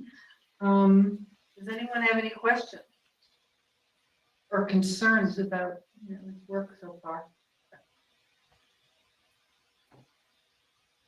Well, you could ask him about the cannabis, the update on the cannabis. Well, yeah. So what's the update on the cannabis bill? Well, we as a committee, we did discuss it in terms of it certainly could have some economic ramifications. But as Kevin was saying, a lot is yet to be determined on how it would be administrated, collection of the monies and all the other issues associated with it. So we need more data before we could make any final statements. Okay. And are economic ramifications good? Yes, there's potential tax revenue for the city. It's depending on how it occurs and how big a role South Burlington plays in the regional sales of marijuana. It could be a substantial amount of additional tax. Put us in the green. Pardon me? What did you say? Put us in the green. Okay, do you have any questions for us, John? Oh. Megan has a question for you. Yeah. Hi, John, it's Megan. Hi. I was curious, hi. I was curious to know your view on just coming, remote work or the telecommuting. Well, I think there's some potential for remote work to increase populations throughout Vermont, but even more so, I think, in South Burlington. It may have some implications to how people situate themselves in terms of working from home. It may change some of the characteristics we've seen in traffic and other aspects of it. But you know, I had somebody I talked to down south say, well, it's think of the pandemic like a hurricane. Nobody gets too excited about permanent changes after a hurricane until a couple of years have gone by, and then they see who stayed, who moved out, and you know what's the new reality. So that person cautioned that we'll know more about remote work in about 3 or 4 years, and not to get too you know, excited that there's a permanent change there yet. We will see, and I agree with it. Okay, I have a second question. Okay. Yeah. Do you see initiatives in the business community here in South Burlington to offer childcare to their employees? I have not seen a lot of movement in that area, but I think there's a lot of interest in it. So I think that's picking up steam as the whole state and federal levels have a renewed interest in childcare. And actually, my daughter runs a child care center in Maine, and they're very animated about opportunities to expand child care, particularly the affordability of child care in certain you know, rural communities in their state, and I think Vermont's got the same thing going on. So you know, whatever creates an impediment to a good working, happy workforce, an employer has to address. And just like employers have had to address healthcare, I think increasingly they're going to have to really grapple with childcare in a more dramatic way. Thank you. Well, we were certainly discussing that in the legislature 30 years ago. It was a big deal. We're going after all the big corporations to require them to create daycare. So I think it's coming back because people had to stay home and. Well, this is a huge Right. factor. It is a huge factor. Back into the- Absolutely. Right. As there was a accordion effect in the supply chain. Yeah. for Manufacturing goods, there's been this huge accordion effect in the labor force, right, where they can't get back to work because they're trying, you know, daycare is closed. Right. It's a chicken and egg problem, It is. right? And there weren't enough eggs to go around with, you know, before the problem anyway, because I think a lot of daycare is closed when the state changed the rules. Sure. So, Well, maybe this would be an interesting issue to ask the Economic Development Committee to just think about it on a very local level, not make national policy or statewide policy, but, you know, what could we do here? Is there anything we could do? Okay. Economic development. Did I say? No, I thought I said economic, I meant economic development. Anyway. Okay, thank you very much, John, for your service and your interest in continuing. Thank you very much. Next up is Linda Johnson Norris, who is also on the Economic Development Committee and would like to continue. Oh, okay, well, she's an incumbent though, so we sort of know. But she would like to continue. Okay, well, that does it for interviewing our candidates, so we can move on. We're not that much over the time frame, I might add. Item 12, and that is a briefing on the so-called 3-acre rule and updates with possible action on the South Burlington Stormwater Ordinances. Is Tom going to join us by? Oh, yeah. Hi. Okay, and David Wheeler. Great. So who wants to start off with the Acre Rule and? Yeah, I'll Is Justin? No? Tom, are you gonna? Hi, folks. Yeah, if you can hear me. Good to see you all again. Yeah. So Dave is going to handle the kind of primary presentation describing things tonight. And I'm just here to help answer questions, provide whatever historic perspective might be needed to kind of flesh out the conversation. Can you guys, Welcome, Dave. is my microphone working? Pardon me? You can hear me? Yeah, we can hear you, Dave. Okay. Can I just respond to something in the chat if I could something about my document being alarmist, which was Councilor Barrett's characterization of my resolution. I did not find it at all alarmist. I simply stated quotations from local, state, federal, and UN documents. There was nothing that came from me other than the therefore clauses. I just want that to be clear. Okay, thank you. Okay, David. All right. So can you see the screen that I'm sharing? Yeah. All right, awesome. Did you make it a little bit bigger? I can. And you like, you could do the camera. And see that.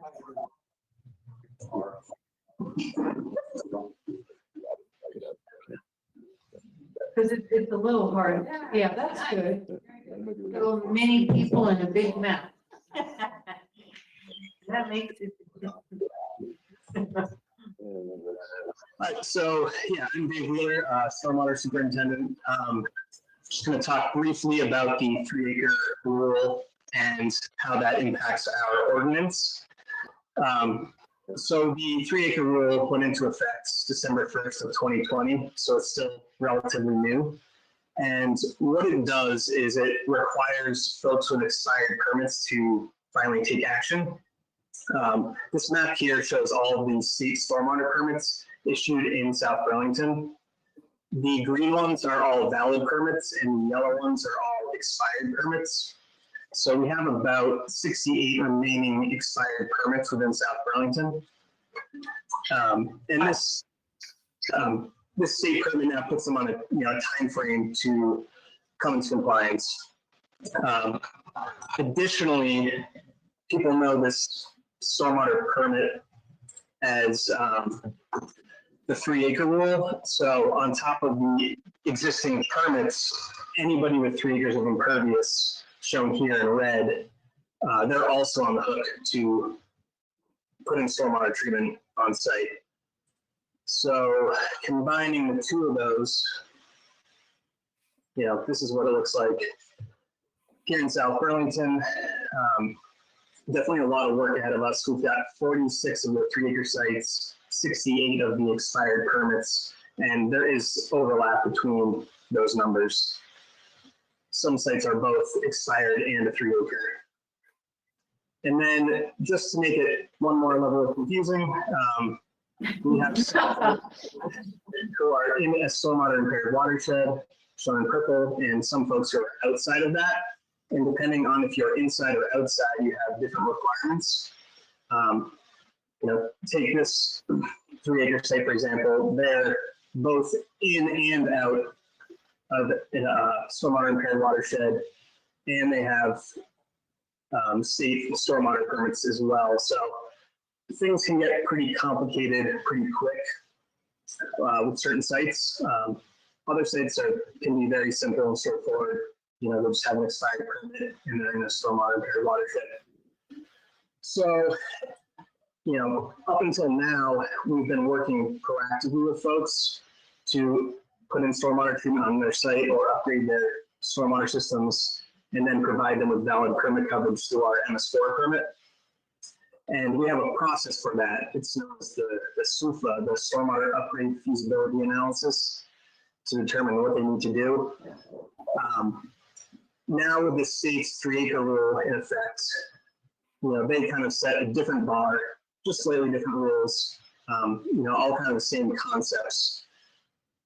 But we just need to bring our policies kind of in line with what the state is requiring. So I have a memo that I included, and it outlines things like deadlines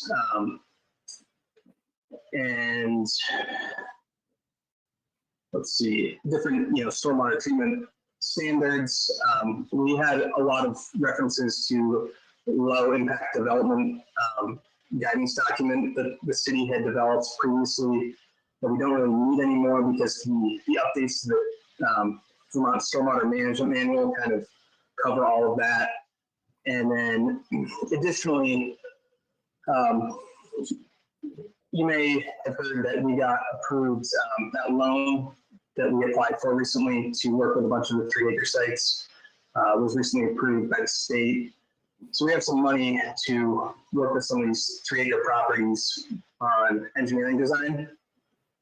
And so we want to include in the ordinance a formal cost sharing policy. So that way when we work with these permit holders, you know, there's a formal cost sharing policy that we can refer to, especially when we're working with a bunch of people at the same time. In addition, you know, there's a couple more changes to the ordinance, some minor things.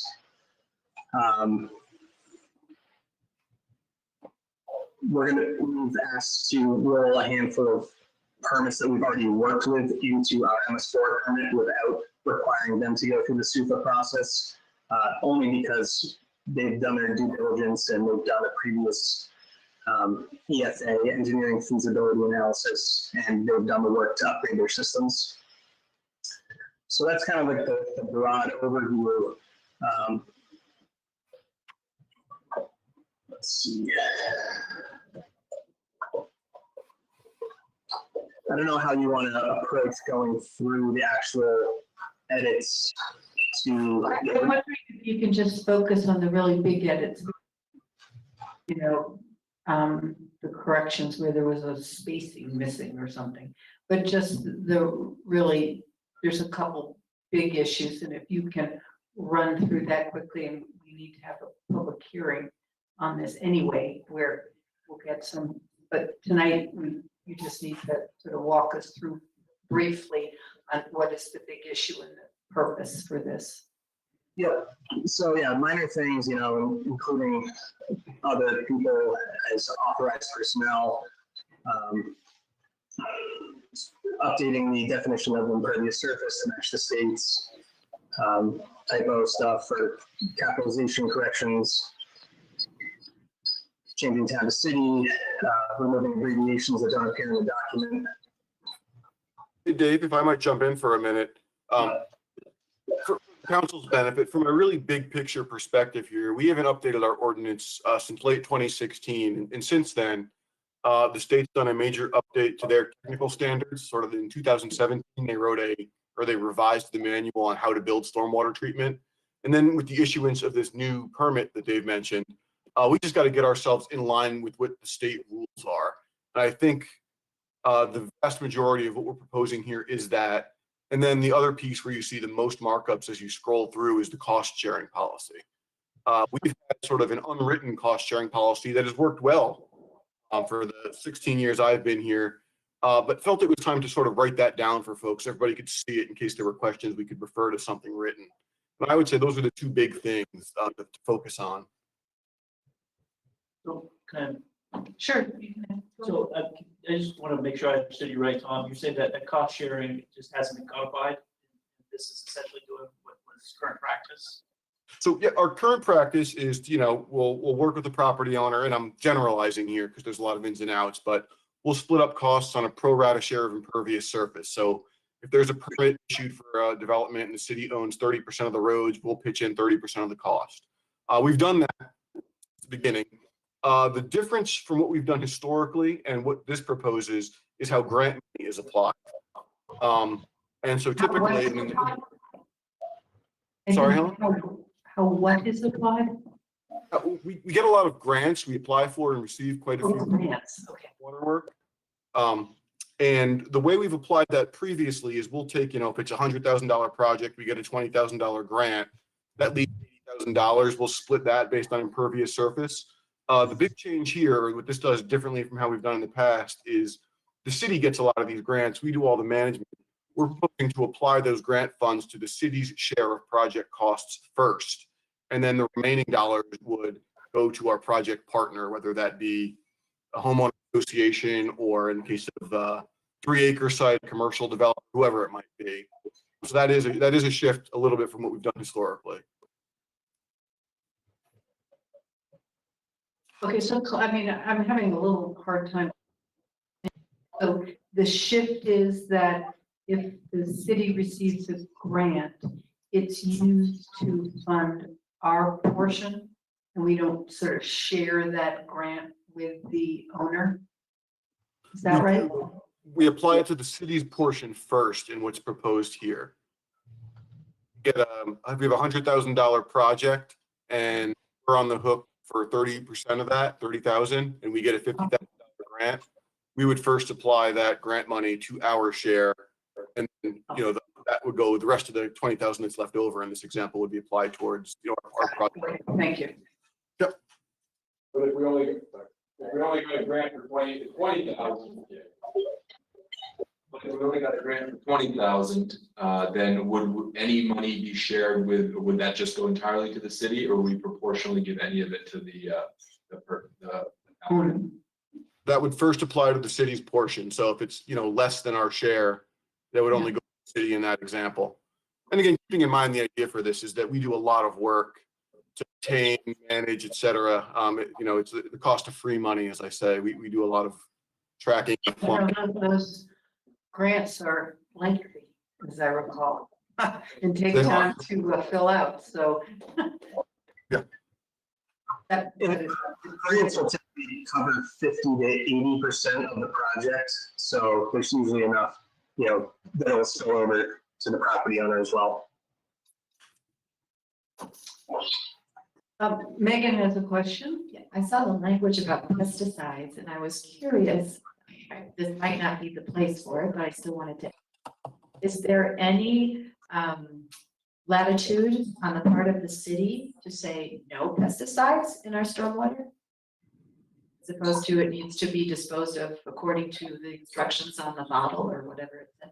Oh, Megan, I think what you're referring to is sort of what can get discharged into the public stormwater system. Those language edits are pulled straight from the permit issued to us by the state of Vermont, which is a federal permit that comes down and they administer. So that's why those changes are in there, what Dave's got highlighted here. And we simply say no pesticides. Is that something the city could do? I think you'd need an enforcement issue at that point. How would we enforce something like that? And this might not be the ordinance for it, but it might not be you that I need to ask this question to either, but is it possible for the city to say no pesticides may be used in the city? So this, portion of the language here would technically prohibit it being discharged from a lawn to a storm drain. I think the more appropriate action would be to prohibit the application to the lawn, in which case I don't think this would be the right ordinance for that. Okay. Thank you. That was another issue the legislature dealt with about 30 years ago. We focused on golf courses.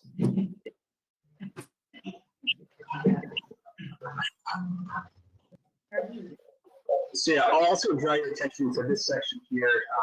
We previously had all sorts of different requirements for different folks. Kind of going back to this map, depending on where you're located, you had to do one thing or another.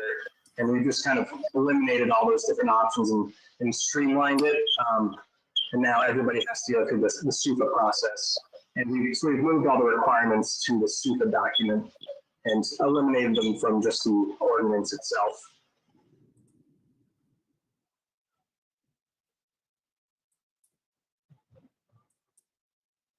So this is really the whole MS4 coming into play, right? I mean, we've been talking about it for a long time, and South Burlington was working on it, right, Tom? But now it's. That's correct. Yeah, much of this is driven by our MS4 permit. And again, for folks that may be newer to kind of the complicated world of stormwater that we have here in Vermont, the MS4 permit contains a lot of other requirements like flow restoration plans, phosphorus control plan. So all that stuff is sort of under that big heading for us. That's our big permit. And then we have to do, these 6 minimum measures, but then all these other large scale projects to reduce phosphorus.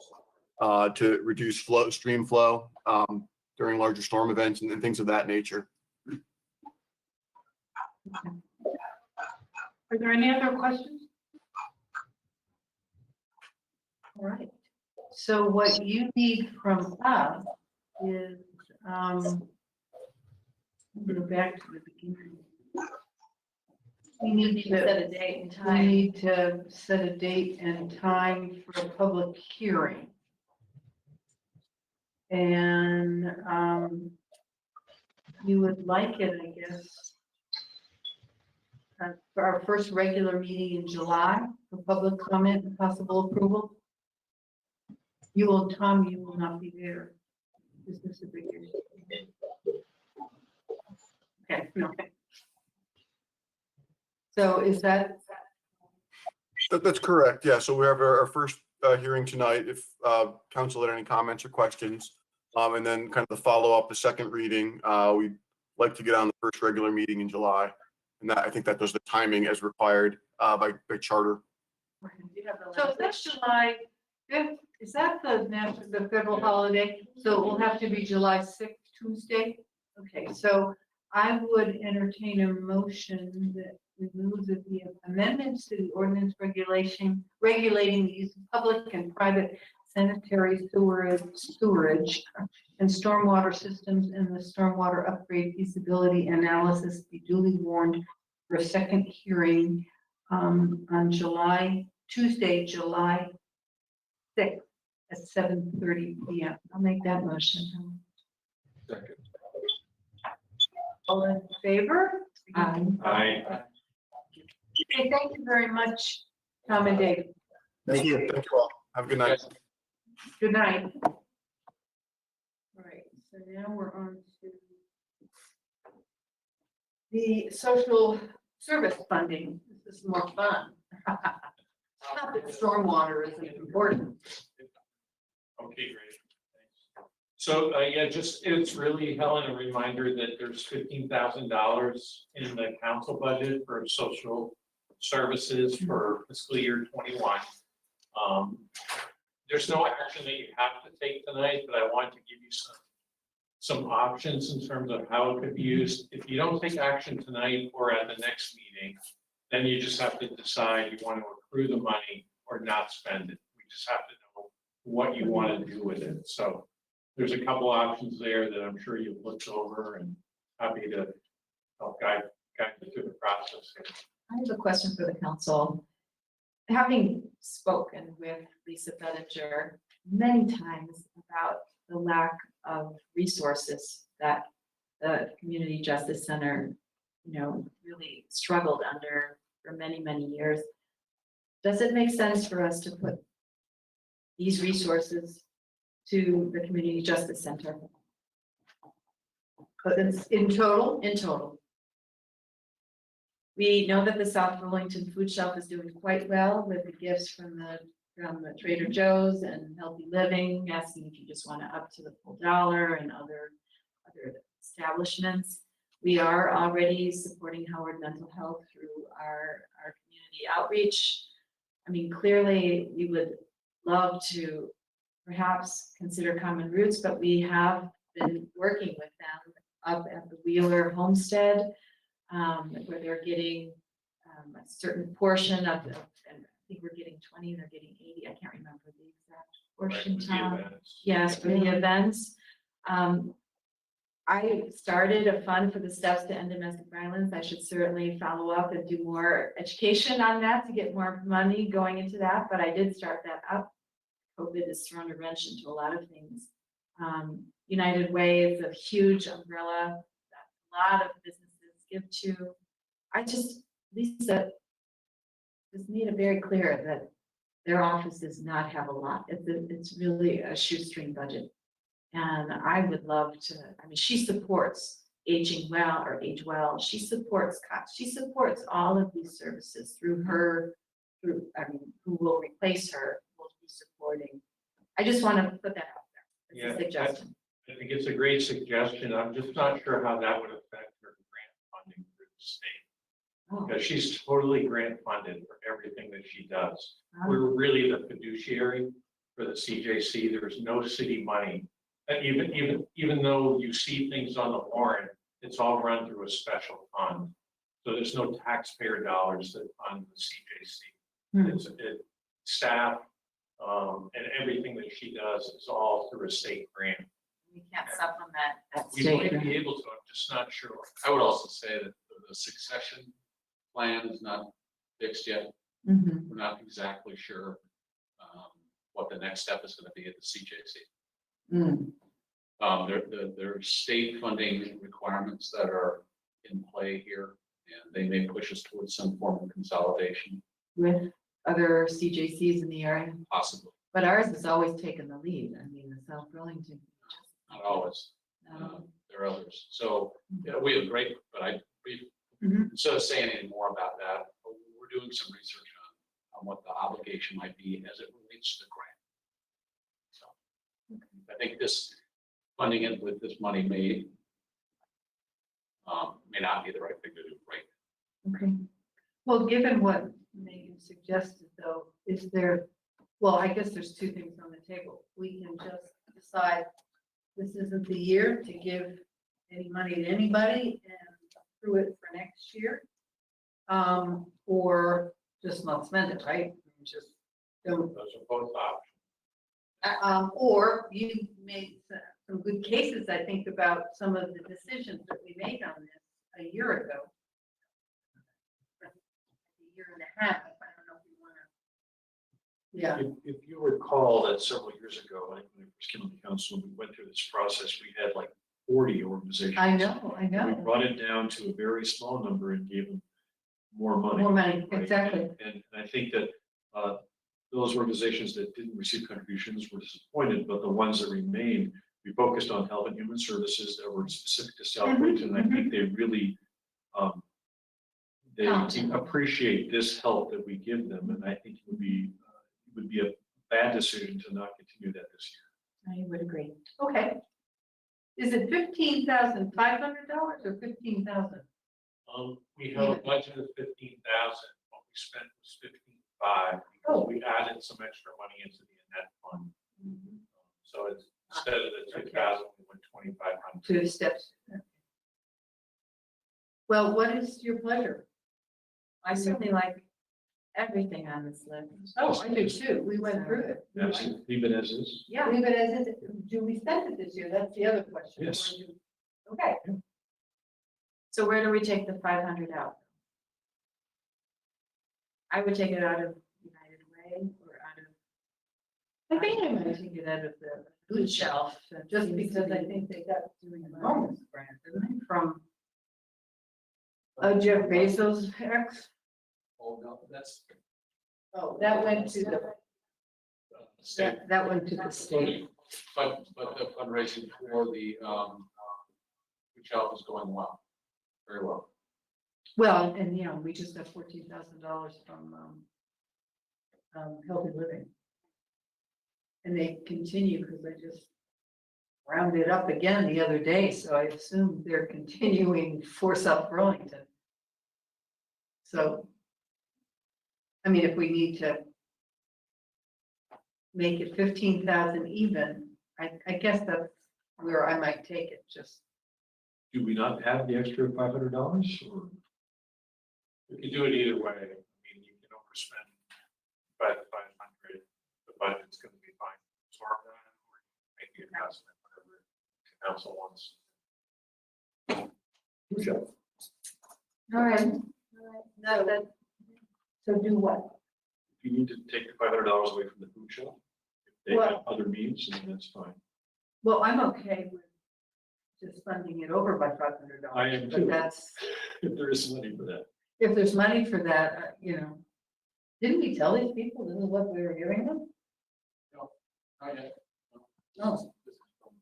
They've basically been told, because we had the budget freeze in the fall, Okay. that all that spending was on hold for this year. Oh, but so they never saw this. This isn't a public document? Well, they started for FY20. Oh, These are okay. all the FY20 allocation. Oh, I see. So this is for FY21. We're just gonna do the same. Okay. Well, if we have the extra $500, I would go for it. and fund the whole 15.5. Okay. Right, good with that? You okay? Yeah, yeah. No. 1/10 of a cent per person. Okay, so do you need a motion or No.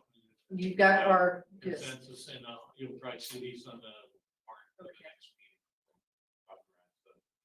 meeting. Okay, great, thank you. Are there any reports from counselors on committee assignment? Airport Commission is in there. Did you want me to talk about the environmental court and where we are with regard to? Is there an update that would be, Just what that we submitted. No. Right. Well, why don't you make it really brief so we can. Are there any other committee? You all received what we submitted. I forwarded it to everybody. It was just part of the deadline for it going to the Act 250. Special order is a word for it, something order. Anyway. Okay. So you've all seen it. Okay. Tim, mention? It's late, but Helen and I went and visited Beta Technologies. We didn't have a chance to talk about this, have we? I know. Oh, and our special meeting, we didn't talk about it. So we met with Art Klugo and had a tour of the facility. I had to leave early. You got to see the presentation, but there's some interesting stuff going on there. They are beating the crap out of electric motors to ensure their reliability, which is a requirement by the FAA. So they're refining that technology. We talked about the availability of rare earths for magnets, and the supply chain problems that they have with semiconductors and circuit boards, and they have 2 prototype machines. I think they have one outside. Doesn't have the hover props on yet, but they also have a helipad. They've taken ship containers and repurposed them into small apartments or rest areas for pilots, and we have a charging station for the. Yeah, wonderful one to charge it at 45 minutes. Could we all visit Beta? Because I didn't get an invitation to the. Yeah. This Friday. Going this Friday? Oh, if you're going this Friday, then you could, I trying to send Art that, and my phone was screwed up, so he never got it. It said they couldn't deliver it, so I was having trouble delivering things to people today by my phone. So I'm sure. Oh, it is fabulous. And they have a simulator you can do. I didn't have time to do it, but I'm coming back with my grandsons and a son-in-law this summer. We're gonna simulate it. They were working on it, so or something. Can we bring guests? Probably not. No, I get to sign in. I think they want to focus on your role as a counselor. This was just an add-on. I said, oh, can I come back and can I bring someone? And Art said, yes.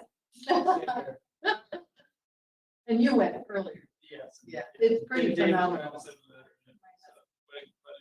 Yeah, yeah. Okay. Just in case if you record Nova had a segment a couple months ago about electric flight. And you could probably stream it too, and it gives you a great background in the most recent technological developments for that. The effort to try and move away from, fossil fuels for flight for a number of reasons. One of them being reliability of the aircraft, and the second thing being the reduced maintenance costs, right? Because you have to tear down and rebuild, gas engines and airplanes and turbines like every so many thousand hours, and it's very, very costly. So it's quite a deal. And they've moved into their new digs upstairs. I mean, it's just the whole concept is They've attracted a lot of very venture capital. snazzy, I would say. Sounds like a neat place to work, and half the employees are women, which I thought nice. Okay, any other counselor, committee assignment visits, reports? Okay. Oh, Just to say that I'm now officially on GMT's board. Okay. Thank you. Okay, great. They probably have snacks. Okay, item 15, convene as a liquor commission to consider a higher ground annual license permit. So I'd like a motion to go in to create or go into a liquor. South Burlington Liquor Control Board, so moved. All in favor? Aye. Aye. Okay. We have one, higher ground. I move to approve Higher Grounds application for its annual entertainment license permit. Second. Any discussion? All in favor signify by saying aye. Aye. Aye. Move to come out of the liquor control board. Second. All in favor? Great. Other business, we have the dog park. Yes, could we just simply put that on a future? I thought Sure. that we have an applicant tonight, which is wonderful. Just, I don't know if the next meeting in June would be good. Okay, Have a we'll find the conversation. time. I want to make sure that we have time because we'll be working on the global warming resolution, so. let's see. Yeah, I know, you are. Okay, so we will add that. Item 17 is going to executive session to consider the applicants for appointment to the South Burlington Boards, Commission, committees, and a deliberative session. Pardon? Yes, we did. Yeah. So I'll move that we go into executive session with all three of you. The city manager, Kevin Dorn, deputy city manager, Tom Hubbard, incoming city manager, Jessie Baker, and Paul, director of planning and zoning, Paul Connor, to discuss and consider applications for appointment to South Burlington Boards, Commissions, and Committees. And hold a deliberative session. We could possibly come out to make appointments. Or, okay. Do we need to have? We need to vote on our. Do we have to come back down here to? So you can. Yeah, okay, but wait till we should vote. So, the motion is to go into executive session? Tom seconded. We won't be coming back. You will be, the public session upstairs, you can come back down. Because there won't be anybody. Sue won't be here, but Kevin records it. and I then- said. All right, all in favor? Aye. Aye. Okay. Well, I think this first night went okay with this stuff. I have like a sore neck. but